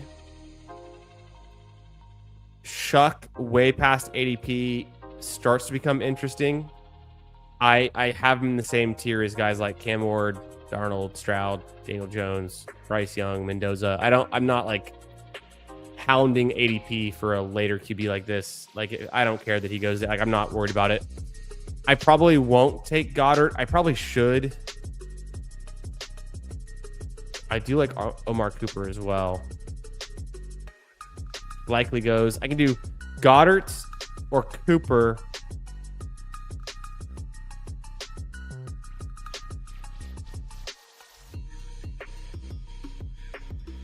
Super expensive tight ends, but all mid-round picks that are like, I think I'm just giving myself a better chance to hit the tight end you need. Going 3 in a row in these middle rounds, kind of in the QB pocket area. Interesting. I don't typically do this. I typically save some space to get a late tight end that I like, but I like the value I got on Pitts, Kincaid, and Goddard, and I think they're all actually like really good. Pitts could be the second or third target on his team. Same for Kincaid, same for Goddard. And they all have the potential where they've had some big seasons, whether it was Goddard last year. The hope on Kincaid, we've seen Pitts do it twice now. Can he keep it up? So there's a lot of, I think, optimism around these tight ends. It's expensive. Probably could have a QB2 by now, but when I go Burrow, I'm making the case that Burrow Higgins is what I need. So I'm going to push. And I have McMillan. We'll see. I could do Mendoza late. So I have, through my first 12 picks, I have Genty, Achane, Higgins, T-Mac, Watson, Burrow stacked with Higgins. I have Lemon, Corum. I have Lemon and I have Goddard. Remember, they both benefit from the A.J. Brown trade. There's a team synergy there. Corum, White, Pitts, Kincaid, Goddard. Also, week 17, Kincaid versus Achane. Kind of fun. Good matchup. We're almost back on the clock. I know. Maybe it's the time to get Diggs, but I have so much Diggs already. It starts to scare me.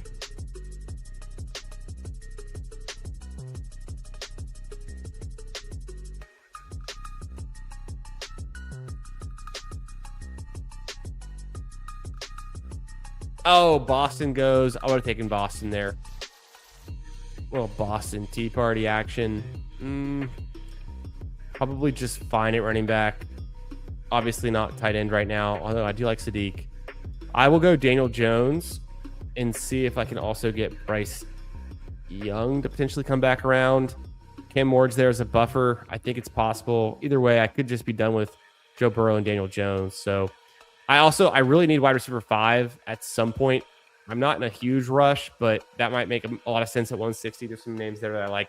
Boston would have been a fun click. Pac-12 is back, technically. Yeah, true. Hell yeah, brother. I know. I'm sad to hear that. You mentioned that previously on stream, and like I was like out of the loop. I can't believe it.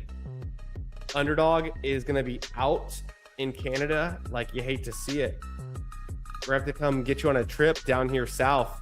Come chill for a bit, rip some drafts for a little weekend or something. What the figure it out. But yeah, man, good to hear you're doing well. Always enjoy seeing your name in the chat, brother. Yes. What's up, Steven? How we doing? Yo, my man, Chris, BCB, New York Jets fan. Appreciate the kind words. Thanks for the support as always, brother. Hope doing good. No Jets on the squad currently. I almost took Garrett Wilson over T-Mac. I tried to do it. Somehow I timed out, took T-Mac. I was on the fence, you know, could have been either way.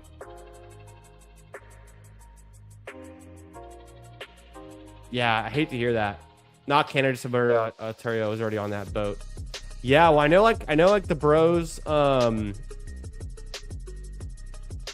the dynasty or the fantasy stock exchange bros have to draft on Underdog via proxy because of their location. I know Bendels can't draft because of his location.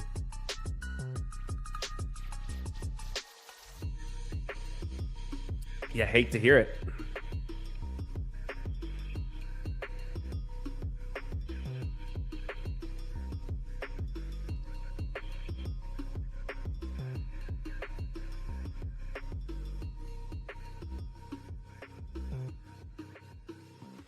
Going to have to look into the driving across province line and entering slow drafts game. Bro, that's tough scene. My buddy, I mean, a lot of guys we know do that game. A lot of Gretsch does that game. Byron Lindeque does that game. He drives out of Iowa to go draft in like Kansas and Missouri sometimes. So a lot of guys we know play that game. That's tough. That's tough. It's commitment. 3 Jets. What could go wrong? I draft so many teams with 3 Jets. I actually like the Omar Cooper and Sadiq picks a lot. I guess you have Brees up top. If you can get Geno later, all the better. It looks like Geno's not gone. Why didn't you throw on Geno there at 170? You could have thrown on Geno there. I probably would have. I've drafted a bunch of Geno. I don't think he has that big of a bench risk. Honestly. 177 on a 3-4-4-3. I need wide receiver. I'll do like Judy.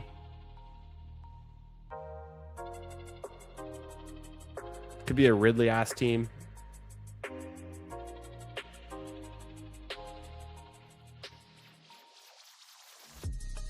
It's receiver. I don't really need anything but receiver. It could be a hyper fragile with Genty, H.A. Corum, Rashad White. I could do Dylan Sampson or Kamara, but it's not really. Kamara's not really in the spirit of the drafts tonight. I think Judy is. Judy can still bounce back, so I'm gonna go Judy here. Easy click, makes a lot of sense. A guy that we were drafting at pick 60 last year, I think, is what we saw in the ADP we were looking at earlier. I don't think Ridley ever gets cheaper, or actually gets more expensive.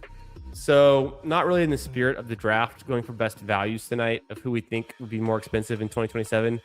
Samson could get there. I probably shouldn't draft Ridley. That's probably the end of Ridley. I should. Damn, Zero. Good luck pushing him. I don't know. He makes it back. Sometimes he does. I'm cool with taking Geno as soon as Rodgers is off the board or Mendoza. And I think Geno actually projects a little better than Rodgers does currently. But it depends on whose projections, right? Bernard could obviously rise. I'm not a big Antonio Williams guy. Famously, I think A.D. Mitchell's one of the worst clicks on the board. Much more on the Kenyon Sadiq, Garrett Wilson, Omar Cooper train. Jeremy Bernard is somewhat interesting to me as a riser. I think I might just do Jeremy.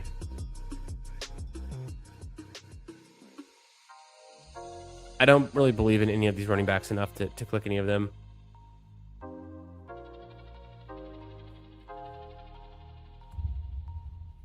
Yeah, it's just Jeremy here. Easy click. Rookie upside.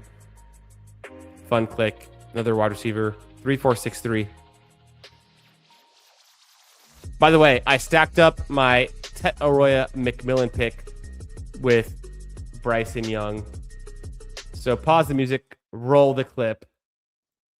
And you know what that means. It's the college tape hype clip for T-Mac. One of the first clips we made on the channel. Let's hit it.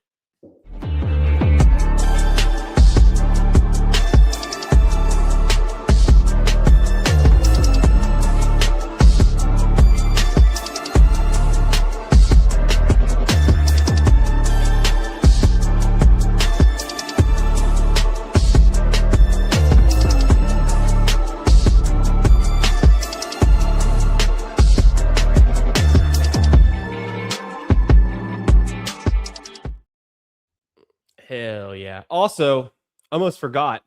We also drafted Ashton Genty in the first round, but I'm going to save that clip for later. We'll save that clip for later. We've got a good Genty clip. We had a T-Mac clip. We got a Genty clip. Haven't made any new clips this year. Probably won't, but it's always fun.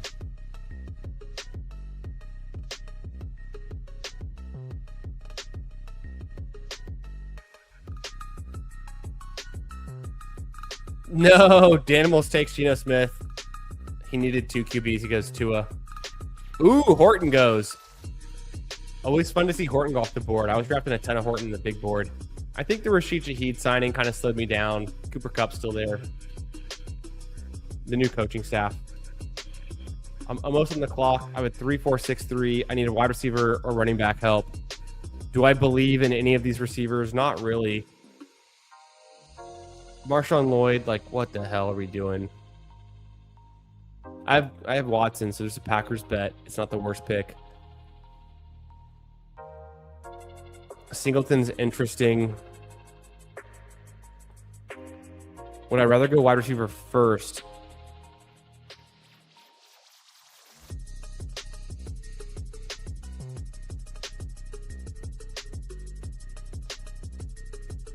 I'll take a Lloyd. I'll take a Lloyd pick. I don't take a lot of Lloyd. I thought about going Singleton. I'll take a Lloyd there. I don't do it a lot anymore. Very rare for me. I'll take a Lloyd there, I guess. There's so many wide receivers that go late that I could do that I don't think a lot of them get drafted anyways. None that I necessarily want like stacked with these guys. The Bateman would be good for the bring back. I guess I could have hammered that. He sometimes goes. Daniel Jones, I get the natural bring back with Judy. Seems fine. Bryce Young. Don't care about Seattle pieces. Kupp is there. It's not the worst pick. Mooney, not the worst pick.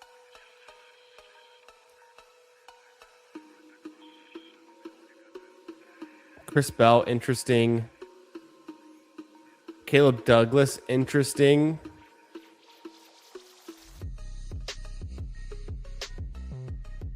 Xavier Legette would stack with my Bryce Young that I don't always take. I timed out and I went Bateman as I was like not even paying attention, just like scrolling the F down, but probably the best move. Wow, Devontae Walker goes to Schwaggens. I'm going to check out what he said about that.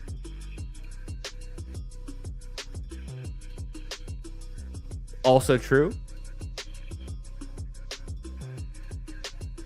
Just to avoid Geno. Sharp.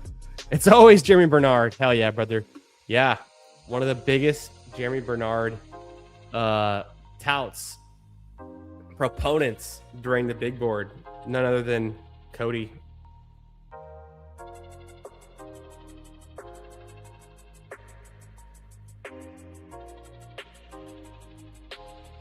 Took the bait. Jimmy clip just to justify how much I click them. I mean, that's kind of like a clip that we definitely could do. Some more rookies.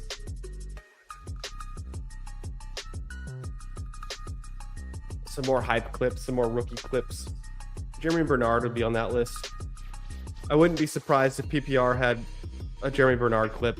I might have already seen it before. It's been a while since I've even thought about that. Wow, Hartman going Keenan Allen. Wow. Hartman, what year is it, brother? The Daniel Jones clip. Oh, right. Wow, and Blue. Hartman takes Blue and Katron Allen. Stribbling. This guy's a ball knower. Drafting like he knows he's right. Just scrolling down. Only taking 2 tight ends. Not a care in the world. You only need 2 when you have Bowers and Henry. Why not?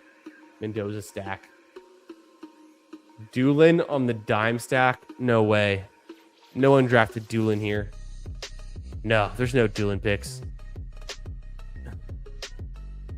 Well, I forgot for a second there. I have dimes. No, I'm not drafting Doolin. What year is it? Dodo's a Ravens fan. Gotcha. So you believe more in Devontae Walker than Rashad Bateman? That blows my mind. Yeah, I mean, just any guy in the Ravens could be good. You don't like Bateman? Living a little. Nose balls. Keenan Allen. This team ends up being a 3-5-7-3. Joe Burrow stacked with T. Higgins. Bateman bring back week 17. Daniel Jones naked. Bryce Young. The T. Mac stack. Got Genty. Achane. Corum. Rashad White. Marshawn Lloyd. I got the Higgins and T-Mac. Anytime you can stack your top 2 pass catchers, it's going to feel pretty good. Christian Watson, little team stack with the Marshawn Lloyd piece. Makai Lemon, same thing with him and Goddard. Jerry Jeudy, Jeremy Bernard, Rashad Bateman, Pitts, Kincaid, Goddard. Quarterbacks, I give this a B+. Running backs, I give this is an A. Wide receiver, I give this a B. Tight end, I give this an A. It's not elite tight end, but it's guys who could be elite that are cheaper. And it's a pretty good amount of draft capital at tight end, going 3 in the middle of the draft there. Was it 3 straight? Yeah, 3 straight tight ends. I mean, but for this team to hit, there's only one player that matters. And it's actually the first hype clip we ever made. Let's roll the Genty clip.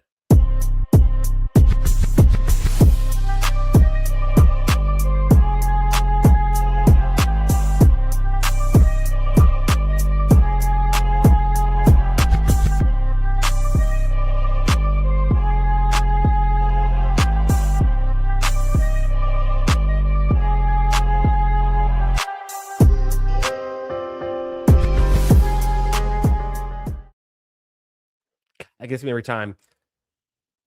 The leap, when he hurdles that guy, you see that coach in the background on the sideline. He's bent over and he's like, jaw drops.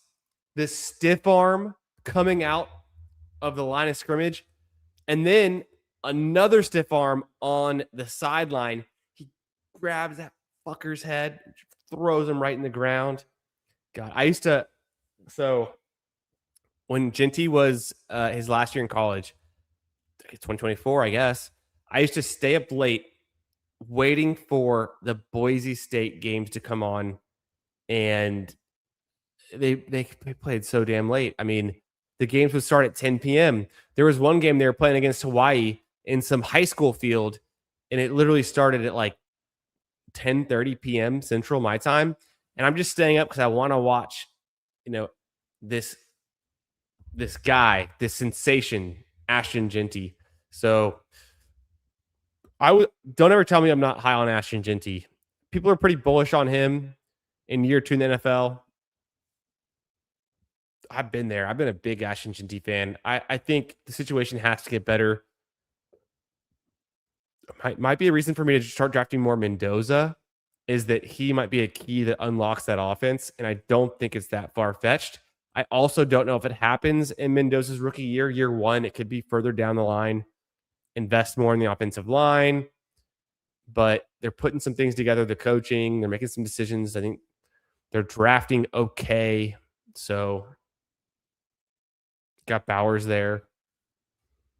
Could be worse. Bro, y'all are so in on Keenan Allen. That's hilarious. I was drafting a bunch of Keenan Allen last year. I have not clicked him this year yet. No footage in the clip. That clip is more than a year old. The T-Mac clip and the Genty clip, they hadn't even played a snap in the NFL when I made those clips last would have been like last February or March. So throwback clips. Yeah, you would think I would have like a Taj Brooks clip. I didn't make any clips for guys that were complete misses. So luckily I didn't make like a Jaden Blue clip. I was pretty high on him too. I have a Scatterboo clip. The Scatterboo clip goes hard.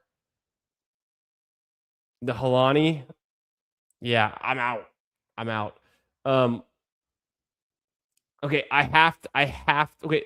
First off, I'll roll the Scatterboo clip if we draft him in the next draft, or I'll just roll it in the next draft regardless of who drafts him. If I remember correctly, like when it happens, I will draft Scatterboo, or I'll roll the clip and someone drafts him. But before we start this next draft, I have to show y'all the Diggs clip. This is the most notorious clip. It got like 7,000 views as a YouTube short. I made this clip. It's my favorite. If you're in the chat right now and you haven't seen the Diggs clip, feast your eyes. Diggs. Stephon Diggs. Diggs is the guy. Diggs. 100%. I'm a great guy. I'm actually a great guy. There's actually seems to be a few guys that don't think that. Greatest Diggs clip you've ever seen. Just the three most viral things he's ever been a part of. The Vikings locker room. Which guy would you least like to date your sister?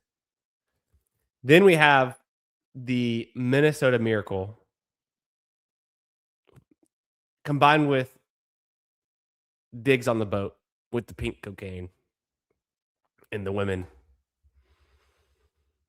I mean, Stephon Diggs is my spirit animal in some sense, you know, speaking in he's just like that guy. Like if I was Stephon Diggs, I can't even put it into words. He is just larger than life. I hope he plays in the NFL because he's damn good, but I'm a little scared. It's getting late and he hasn't signed yet. How do we have 11 new messages? We're about to join another Fast Puppy. I'm gonna pull it up. Y'all get ready to join. I'll give you a 15-second countdown if you want to play it again. Only have a few. Doesn't know. Fancy Zero could be. Exactly. No, I was not drafting Deontay last year. Oh, God. Guys. I like Taj. Taj was good at Texas Tech. I watched him. I seen him play live.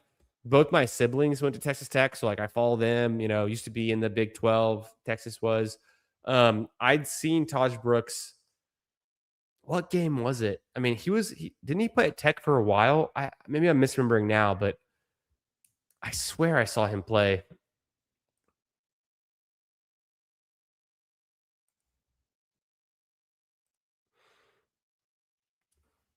Oof. Yeah, for Deontay. Oh yeah. Okay, so the whole Diggs saga fighting the Packers. Yeah, incredible.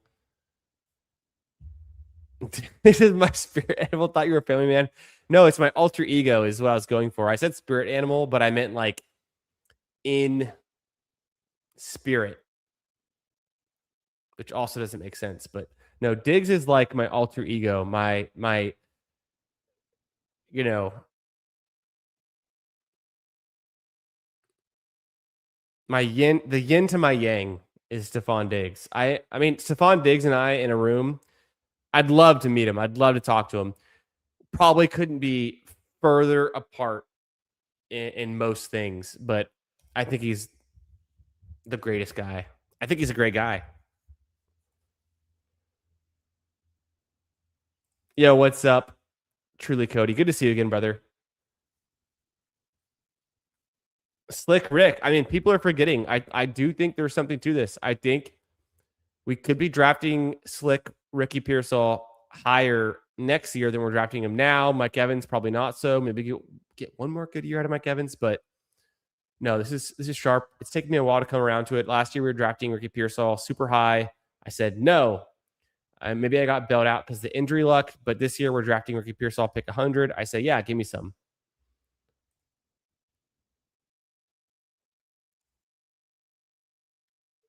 Both likes yin and yang. Oh, wow. Too far. Too far. I think this is fake news. These are rumors. The basic human urge to do designer drugs on a boat full of women. This is kind of like Maslow's hierarchy of needs. Base one for men is just, you could argue, I guess, would be that. I'm going to hit refresh. Hell yeah, we're at 36 likes. Don't forget to like the stream if you're just joining here. We've been streaming for 3 hours. We're drafting another puppy soon. I've got a poll. I'm closing the poll now. It was who rises more, Pearsall or Lemon? Guys, Pearsall goes 20 picks after Lemon, so y'all are just a bunch of Pearsall slappies, but I can't say that I really disagree. Okay. Who goes higher in drafts next year is the new poll. And we're going to look at the board. Well, I closed the board. We're going to think about this. We're going to pick some quarterbacks to go late. I'm going to pick CJ Stroud. And I'm going to pick Tyler Shuck. That's too easy for y'all. Y'all are such Shuck slappies. Mendoza. Stroud or Mendoza? It should be obvious. I mean, Stroud goes like 30 picks ahead of Mendoza. Who goes higher in 2027? Stroud or Mendoza, ADP wise? Don't forget to like the stream. Thanks for being here. Checking some things real quick before we start this next draft. I'll let y'all know. We'll join it real soon.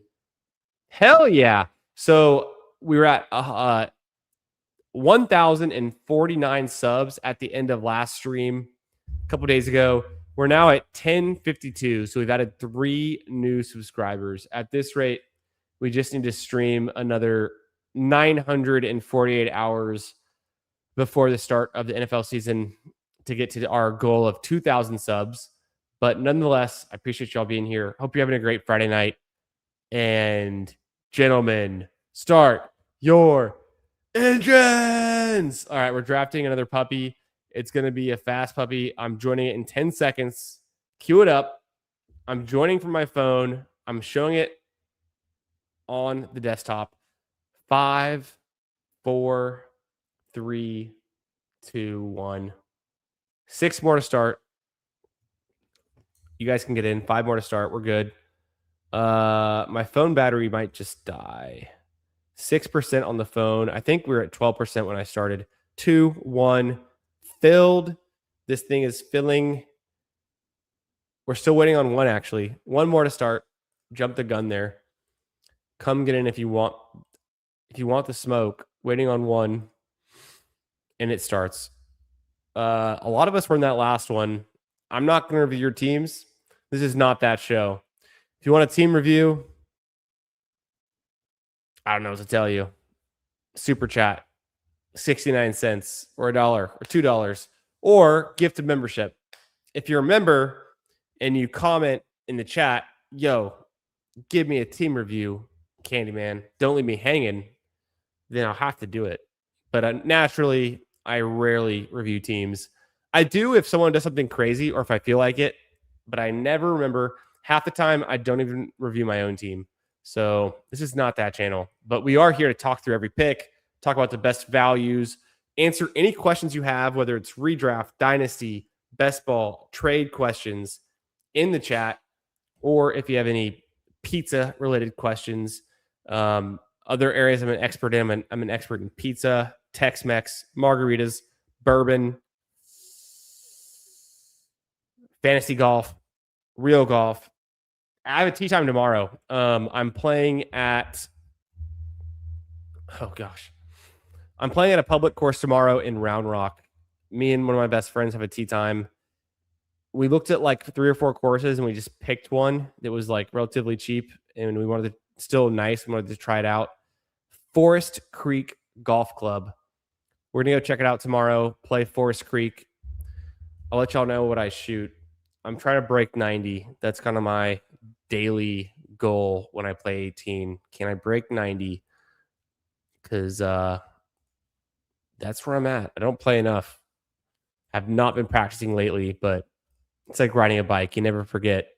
So got a tee time tomorrow. Got some more fun activities for the weekend. I hosted a dinner party tonight for my neighbors. I moved last month. If you didn't know, I moved the greater Austin area from Houston last month.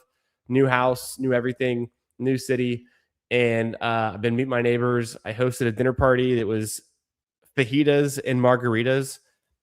And it was super fun. They came over for like 3 hours. Their kids played everything. And I think I must have had, I'll say probably three full margaritas. And now Draining some Modillos. We did a shotgun on stream about an hour ago. Shout out to MacNova. It's a Friday night. We're feeling good. Take Amon-Ra St. Brown at the 109. I'll bite. I will go Saquon Barkley with the new Sean Mannion, the offensive coordinator. Things can change. Can we get a better Eagles offense going?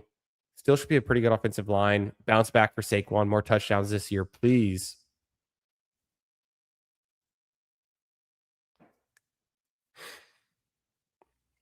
Otherwise, pretty standard stuff to start this one. Let's get the music going. After all our hype clips, we're waiting to roll the Cam Academy clip.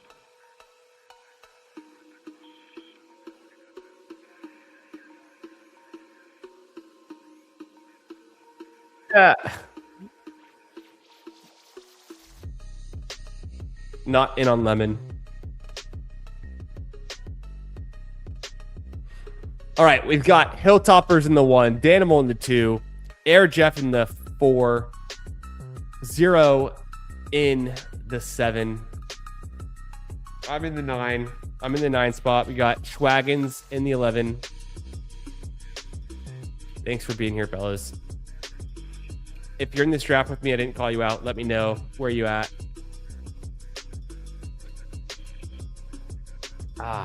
Let's see. Crazy JT Achan. I love that start. Not gonna lie. I know.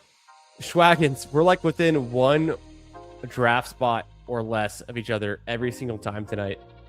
My handicap, I'm not good enough to have a handicap. The best I was at golf was when I played in surprisingly late middle school, early high school was the best I've ever been. And I've never had an official handicap. If I give myself a fake handicap, I'm about a 20, 21.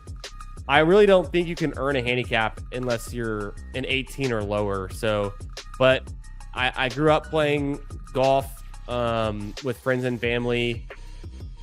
My dad's handicap is like an 8, and he's pretty old now. So like it used to be a bit lower.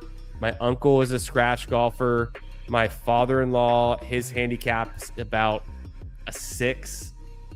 My brother's handicap's about an 8 right now. He would probably argue for a 7, but he also wouldn't give you the extra stroke if you're playing with him. He would sandbag a little bit because he's a sandbag and son of a bitch. Because he plays for money with all of his friends. My buddy that I'm playing with tomorrow, I've been golfing with him since we were in like 4th grade from the same neighborhood. He lives in Austin. I just moved back to the greater Austin area, so pumped to chill with my homie. We've still been friends over the years. We went to college together, but now we're back in the same city finally, and we haven't played golf together in quite a while, but we do play every once in a while. I can't honestly think of the last time we played golf together that wasn't a golf simulator. We'd go like one of our friends, we do our home league. So this buddy I'm playing golf with tomorrow is also in my home league. And our other friend in our home league used to have a insane golf simulator in his parents' house. And they would host us for the draft weekend. It was their lake house, as recent as a few years ago. And I didn't take Scattaboo there. We got to roll the clip. But anyway, so probably the last time that me and Drew played 18 was on simulator golf at our draft weekend because we haven't played in the last year together. And then before that, we had played a few times around Houston when he would like come into town to visit his parents. So, yeah, looking forward to it. Yeah, I worked at a pizza place. My first job in high school was my best friend's dad's. It was called Drew's Pastry Place, and it was an Italian shop that had pastries and coffee. So I was a barista, but we also did pizza. We did pizza Wednesdays and Fridays and other days as well. But like those were like the big days with the specials. And I always worked every Wednesday, every Friday. And I help make pizzas. I'm a pizza snob. I love pizza. I like very authentic New York style pizza is my favorite. And yeah, so little origin story there. I always try to find the best pizza place any town I visit on vacation or work trips or around like where I live.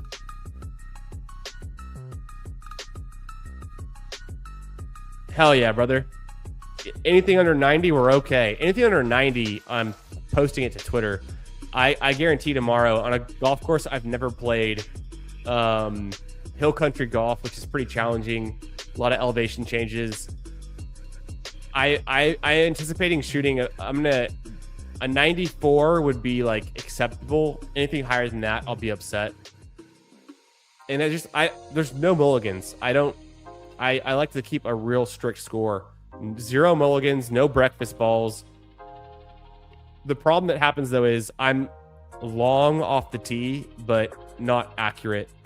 Typically, I've had some problems with my drives off the tee in recent years, and so I got to straighten it out. I'll go OB or into the water off the tee frequently enough to ruin my scores. I'm a killer with my wedges. I'm a killer with my irons. I'm not that good of a putter. I'm okay at putting. It's fine. I could always get better at putting. Probably where I'd save myself the most strokes. I'm a savage with the wedges in the irons. I'm a great ball striker. It's off the tee where just push it. I'll slice it. I just try to overpower it. So, and I hit it really far off the tee. And so if it goes on a wrong line, I'm screwed. I'm OB. And I'll take a drop. I'll re-tee. So I play those. I count those strokes.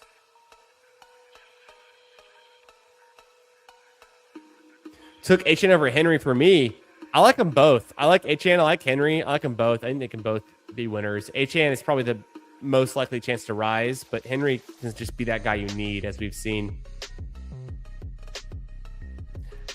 Signs of slight decline, but he was the guy you need in week 17. He still can put up 40-point weeks. So, like, I mean, I'm never going to doubt future Hall of Famer Derrick Henry. And HN's just good. Yeah, injured Lamar. He was still good.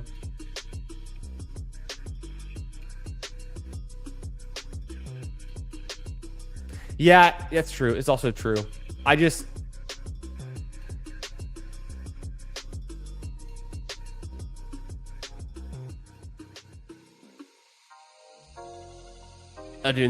I was between Odunze and Harrison. I honestly like Harrison better.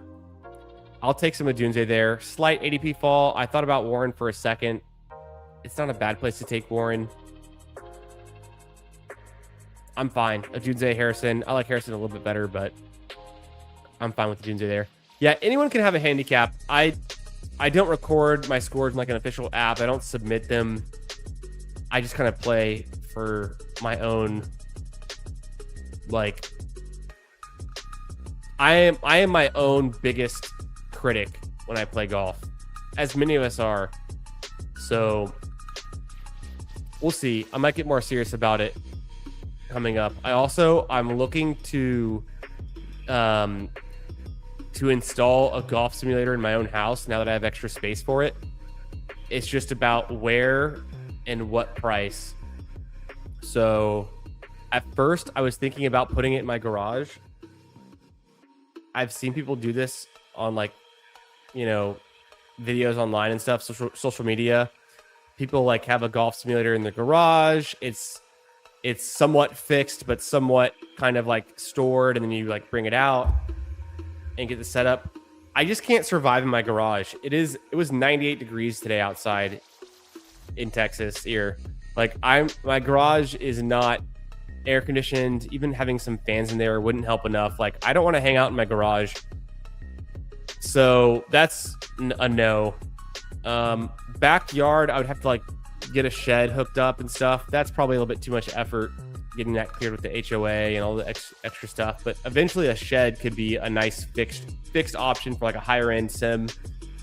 I've got a spare room upstairs that's a extra bedroom right now that we aren't using currently and don't need. And I could put the sim in the extra bedroom, but then it's just indoors and it's kind of, there's some other constraints there. But I do have a decent spot for it in what is our second office that my wife uses for like her work from home office when she sees like telehealth patients and wants to get behind a closed door. So Warren fell, Chuba fell, Herbert doesn't make a ton of sense.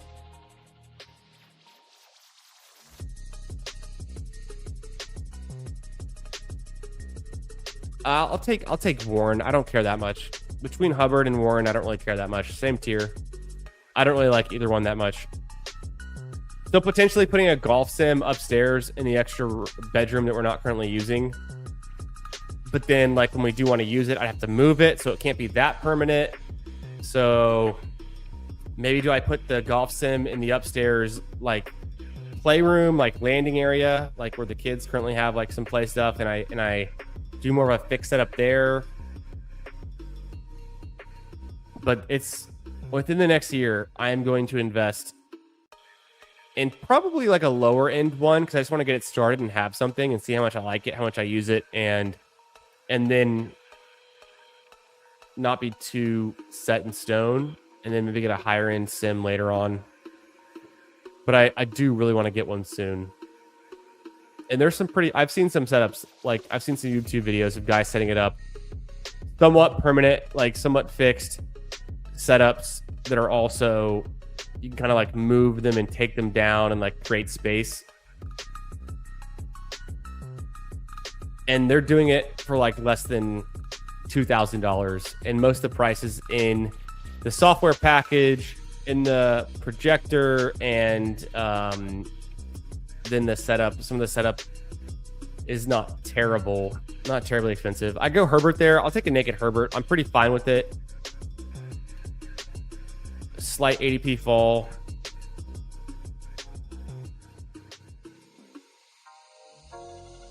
Makes sense there to me. Get a QB before it gets too late. I would have taken, so like Addison went. I was pretty interested in Addison at this pick. Downs and Reed, I guess, are similar enough, but Addison's better at scoring touchdowns. And if Kyler Murray's good, Addison's going to benefit. There is the thing, though, it's like with Juwan Jennings there, how much target share does he take? It's more than none, but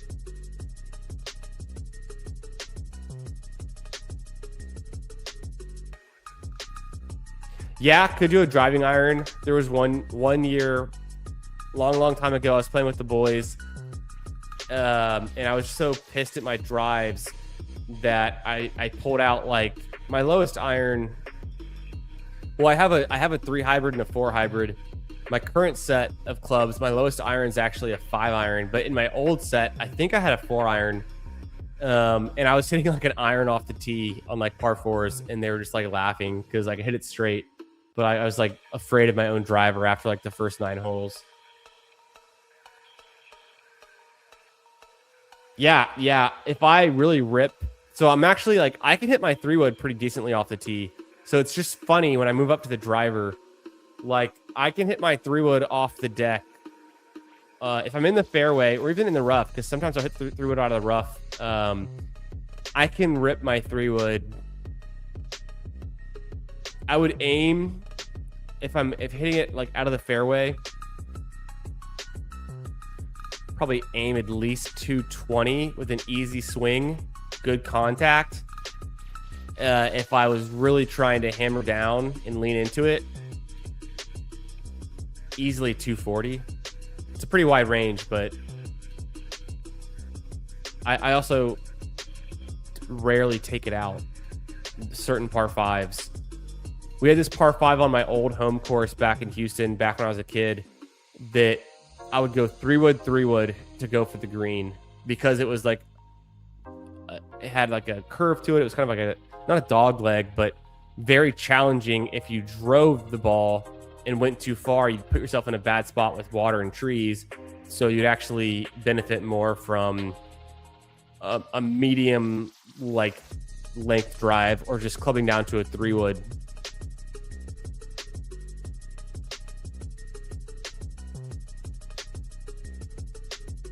Go dart there. I thought about not doing it because I have a Monra and I might want to go golf like pretty soon, but I might take all three. They all three seem like they're good prices.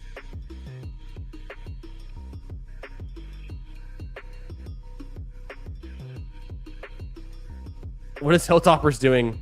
Gibbs, London, Collins, Waddle, Henderson, Hurts, Lemon, Laporta, Nix. Just a good team. Just a solid team. Yeah, there goes Goff. Oh, well. Where did London go? London went, oh, wow. Yeah, Hilltoppers got Gibbs, London. That's sick. It is a puppy. Weird things happen. A.J. Brown getting pulled up kind of did it. And Love getting pulled up by Schwaggins kind of helped. Myers or Golden? Who goes higher next year? I'm tempted to say Golden. Let's roll with that. I don't have a tight end. Could have gone Kittle there.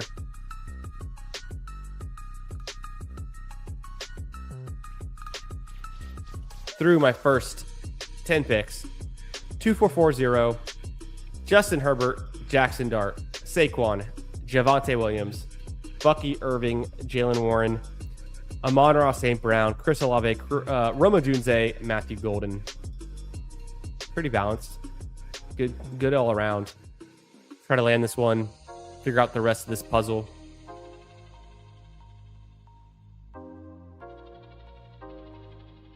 Exactly. Can't fade Henry that long. Yo, what's up, Adam? How we doing, brother? Good to see my friend.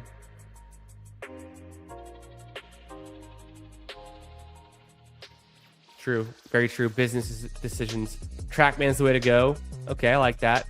I did a bunch of research about a year ago. I need to dig back into it now that it's time to potentially get the golf sim. Darnell. Yeah, no one wants to tackle him. Always good to see you, Adam. Hope you're doing well, brother. And happy Friday. Happy weekend. Guys, make sure you're subscribed to Adam's channel. Nice and blunt. Most of you already are. But if you're a friend of my channel, if you're part of the garage community, then you would be subscribed to Adam's channel. Go check it out. He's putting out great content. He's streaming all the time. I always catch him live. I feel like he's just constantly going live, putting out great drafts, good takes. Exactly. I know. I thought that too. I was like, Adam shows up. It's because right when I drafted Herbert, he got the bat signal. I got to figure out how to backstack this. It could be, I don't have any tight ends yet, so it could be a Gadsden team at 153. Could be the spot. Trey Harris later on in the 177. I think I did 2 BBMs and a puppy so far. I think both my BBMs had Trey Harris, if I'm not mistaken. Pretty wild. Just the odds that I would do that back to back. Mandrews or Kincaid seem like great picks. Shakir would help out this wide receiver room a little bit, but I'll probably push him and then get or do I prefer him over Shaheed? I think Shaheed's pretty interesting too. I'll hit on Mark Andrews first and then might not double tap tight end, but I also might do it if Shaheed and Shakir go. There goes Diggs. Also, I swore I would roll the Cam Scatterboo clip. I have not rolled it yet. I guess we're waiting for the end of this draft, and we'll spring it on you. Appreciate you throwing out the Lambos. Always good to see those in the chat, brother. Exactly. Yeah, I have matured. I have matured to this level. I am less concerned about distance. I am more concerned about playing out of the fairway and giving myself a chance to hit the greens, because that's where I do best. I feel like my approach shots are some of my strengths. And I just have a really good feel anywhere from 160 out would be, I'd start to lose the feel a little bit. It's pretty far out, but easily 145 to 100 yards out, I have great feel. It actually gets harder for me. Oh, Gadsden goes crazy. Kincaid or Shakir? Kincaid or Shakir?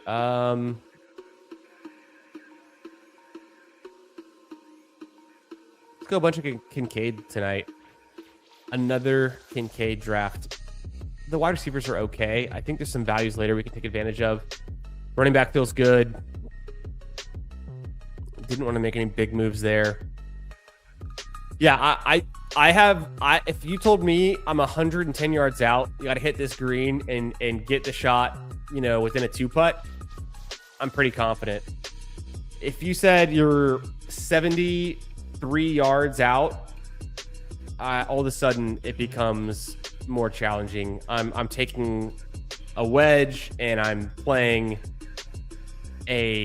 not even a full swing, not even like a 3/4 swing, just kind of like tossing it up. Easily can go over the green.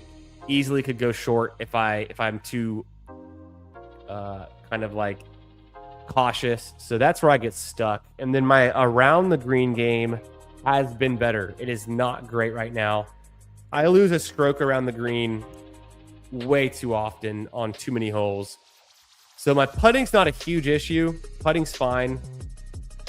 Around the green needs to improve. Off the tee needs to improve. Approach and the irons, ball striking, pretty good. Hell yeah.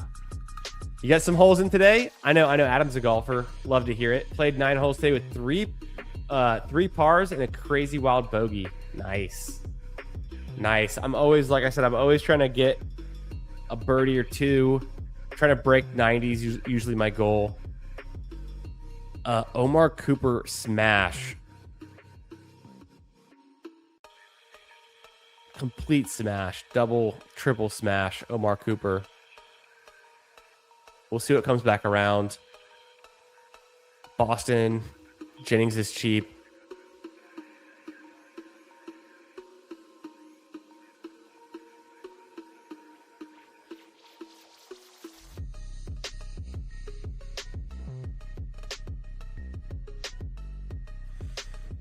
Sadiq is a great pick. I like the Sadiq pick a lot. Do I want to go a third late tight end, or do I want to take one sooner?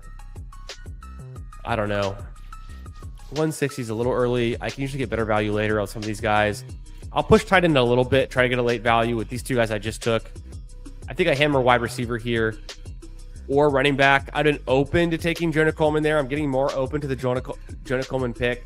But seeing Spears go, I'm kind of out. I can pull up Trey Harris for the stack. I probably do that. Between him and Boston and Jennings, just not strong conviction one way or the other. Sometimes Trey Harris falls and comes back around.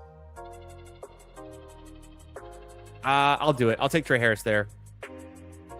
He could be a big riser. No more Keenan Allen. Gives me a stack. Not too early. It's a little early. I've seen Trey Harris go at 177, 184, sure, even, but from here on out, it's all pretty flat. It's a puppy draft. Only using the driver when dialed. Nice. So Dildo Schwagen's a big golfer. Love to hear it. What part of the country are you playing in, Schwagens? Like what courses are you playing? So I'm in Central Texas now. It's a lot of Texas Hill country. A lot of rocky areas in the rough or in the OB. A lot of variation to the like there's a lot of hills. Obviously, there's cactus in the rough. There's a lot of OBs that are just like cliffs and rocky areas, or valleys. There's a lot of water, rivers. So it's pretty punishing to miss the fairways where I play here. I've been playing here with my father-in-law for like the last decade, so I'm familiar with a lot of these courses and his course. But the one I'm playing tomorrow, it's gonna be my first time playing there. Public course. pretty psyched. Kincaid's ADP. Me too. I think I've drafted Kincaid in like 2 or 3 straight drafts now. Pretty open to it. The TaylorMade PUDI. Gotta go hit one. What's the PUDI? I don't recognize that.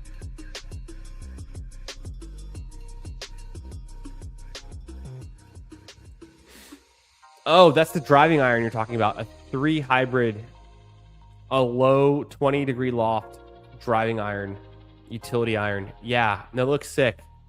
It looks nice. I've never owned a TaylorMade club. I've never spoiled myself that much, but I want to. The goal would be to play TaylorMades. I have. Oh, let's make this Hawkinson pick. Hawkinson fell all the way back around.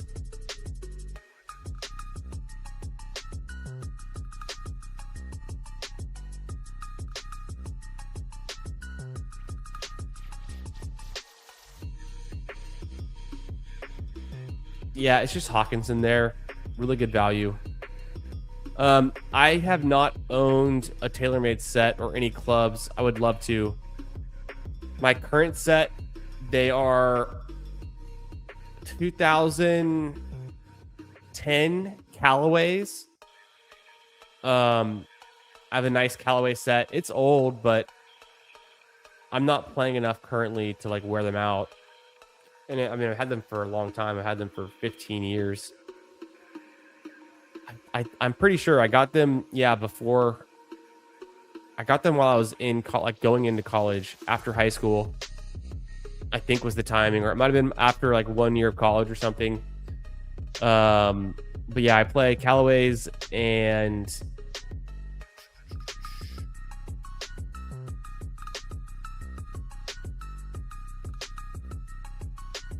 I have one wedge. My sand wedge right now is a Cleveland wedge.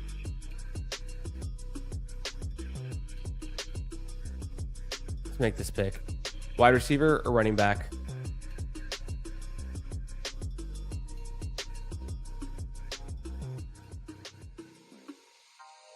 Let's go Alvin Kamara, whatever. Get some floor there.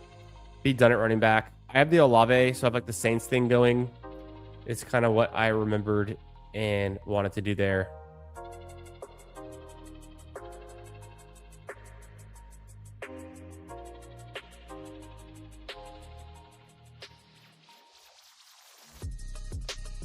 Oh, Schwaggins works in golf. Hell yeah, brother. Well, no wonder you're so good. Rockies live in Colorado, have lived, worked in Montana, Wyoming, Arizona as well. Nice. Yeah. Arizona's a lot of good golf out there. I mean, every state you just named probably has some secretly good golf. I have not played golf in Colorado. We are looking to book our destination for my home league draft weekend, and Colorado's on our short list. Phoenix area is on our short list. So, and if wherever we go, we're definitely going to be playing some golf.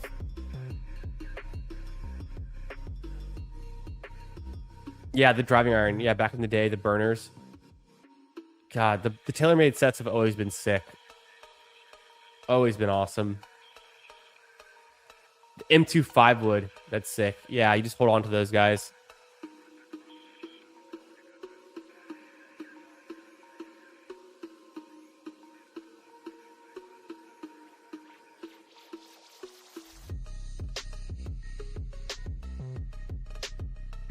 I'm getting pumped. I'm excited for my tee time tomorrow. We're playing late in the evening. We have a 5:10 p.m. tee time. It doesn't get dark here until about 9 though, so we'll definitely finish. It was a bit cheaper. Cools off. It's about anywhere from 94 degrees plus at 5 p.m. And then by the time we finish around 8, it'll still be like high 80s. So it's just hot. It's just hot as hell out there right now. So playing anytime earlier than that in direct sunlight in the UV is not recommended, but gotta do what you gotta do. Boxed out Danimal for the Gino. The problem is he took AD Mitchell. Worst pick on the board.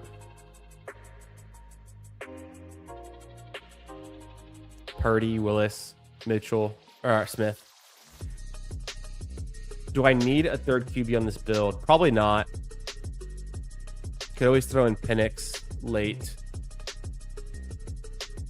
I might just throw in a late Michael Penix.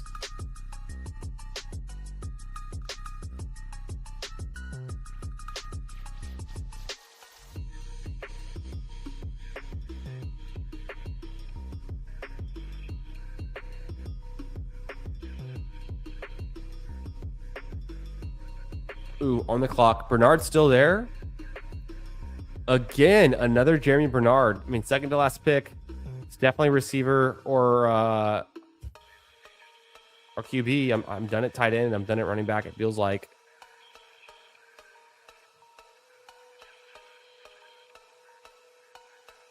I'll let it hit on Bernard as a late round pick. Get some ADP value. I've got 2 big rookie swings. Second year, Golden and Harris. Third year, Odunze. The anchor veterans, Amon-Ra and Olave. Tight ends are all veteran guys who have had some good years with some promise.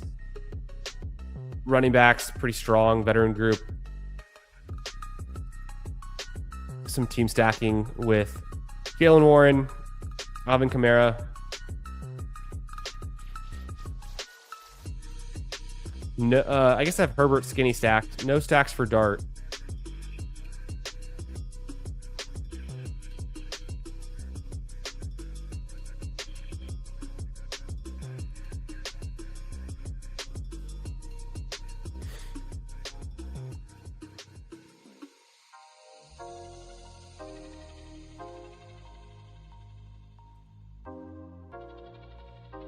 I think there's a chance Penix starts at the end of the season. So I don't know who's better, him or Tua. I really don't know anymore. So I'll just take swings on Penix as an 18th round QB that has some value. I think he starts more than 0 games for sure. But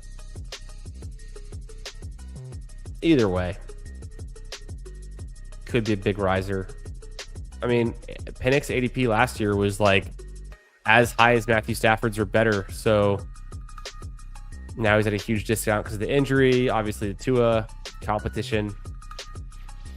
Who are we seeing getting drafted in these last rounds? We see P. Ryan go. You don't see that every day, but I'm not opposed to it.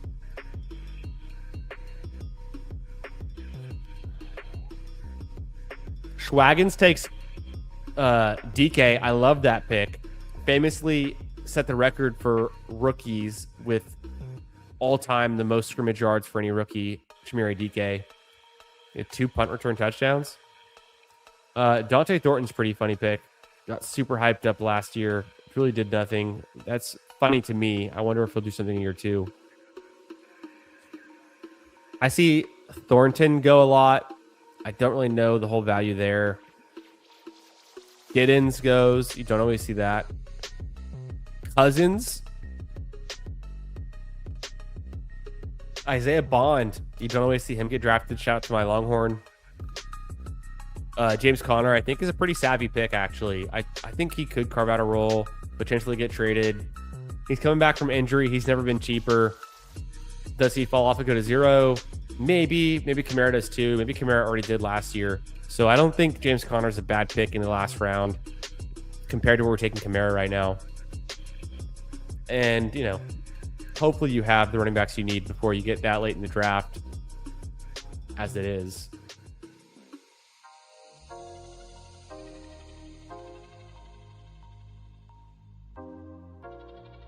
Yeah, I mean, I was a huge fan of A.D. Mitchell in college, coming over from Georgia, Texas, the playoff games, the touchdowns. He's been super inefficient in the NFL. I just can't get there. I don't think he can ascend. I think he's just dunzo, super overdrafted. That's wild. Persimmon Forwood.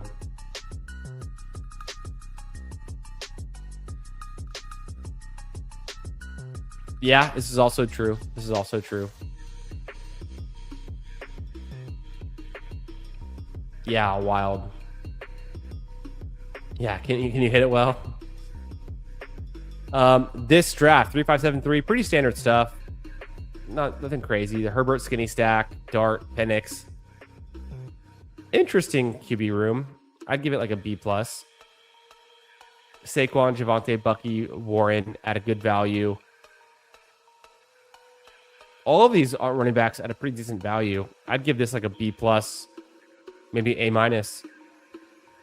Amon-Ra, Olave really holding it down, but then a Dunze, Golden, Cooper, Trey Harris, Bernard, tons of upside. Maybe some low floors. I'd give this wide receiver room. I mean, you got Amon-Ra and Olave. It can't be that bad. So probably like a B minus. Tight end room, probably like a B plus. Mark Andrews, Kincaid, Hawkinson, a lot of promise there. Nothing too crazy in the stacks. Just kind of an ADP value. Guys that I think can be more expensive next year was the whole thesis for tonight's drafting. I'm going to close the last YouTube poll. Make sure you voted. Make sure you slap that like. I'm ending the poll. Yeah, I don't hate this team. I think it's fine, Danimal. You know, we drafted what 4 teams tonight at least, and in 5 if you count that BBM 6 team that we simulated and got 8th in BBM 6. Without we couldn't even win a tournament that's already happened. That was pretty sad. Mendoza 64% to Stroud 36% on who goes higher next year. So why aren't we drafting Mendoza higher is the question. Is it because he's not playing games for the first 5-6 weeks? We say this every year about the rookie QBs, whether it was May, whether it was Dart. They always end up playing. They always end up playing more games than we think. And a lot of times they're better than we think. So maybe we should be drafting a lot more Mendoza. He goes pretty cheap. He's connected to Bowers and Genty. They're pretty expensive. So connect the dots. Yeah, fun draft. 200 in pure every time. Adam's a savage. He is a true golfer. Appreciate y'all drafting with me. And we'll do it again soon. We might be going live tomorrow night. We'll see. Maybe I'll be showing off on Twitter the course we're playing tomorrow. We'll kind of see what we get into. But appreciate y'all sticking with me. A 4-hour stream, a bunch of drafted teams. Had a lot of fun. It's a Friday night. It's hot best ball summer. It's only up from here. Thanks so much for being here, for supporting the stream. If you're a real one, leave a comment right after the stream. Let me know the best value on the board. Who's only going up next year in drafts. Peace out. Have a great night, everyone. Thanks again for being here. Bang. Aloha. Appreciate you. Good to meet you. Air Jeff. Zero, always a pleasure. Cheers, brother. Thanks, Danimal. Appreciate you. Schwaggins, take it easy, brother. We'll see you in another one real soon. Peace out, Adam. We got to connect up. Adam, we're going to connect up real soon. We'll get something on the books. It's been too long since we drafted, brother. But thanks, everyone. Oh, before I let you go, and you probably already left, but I'm setting the outro video to the Cam Scattaboo hype video from his college. So let's set that in the stream. Peace out. Enjoy.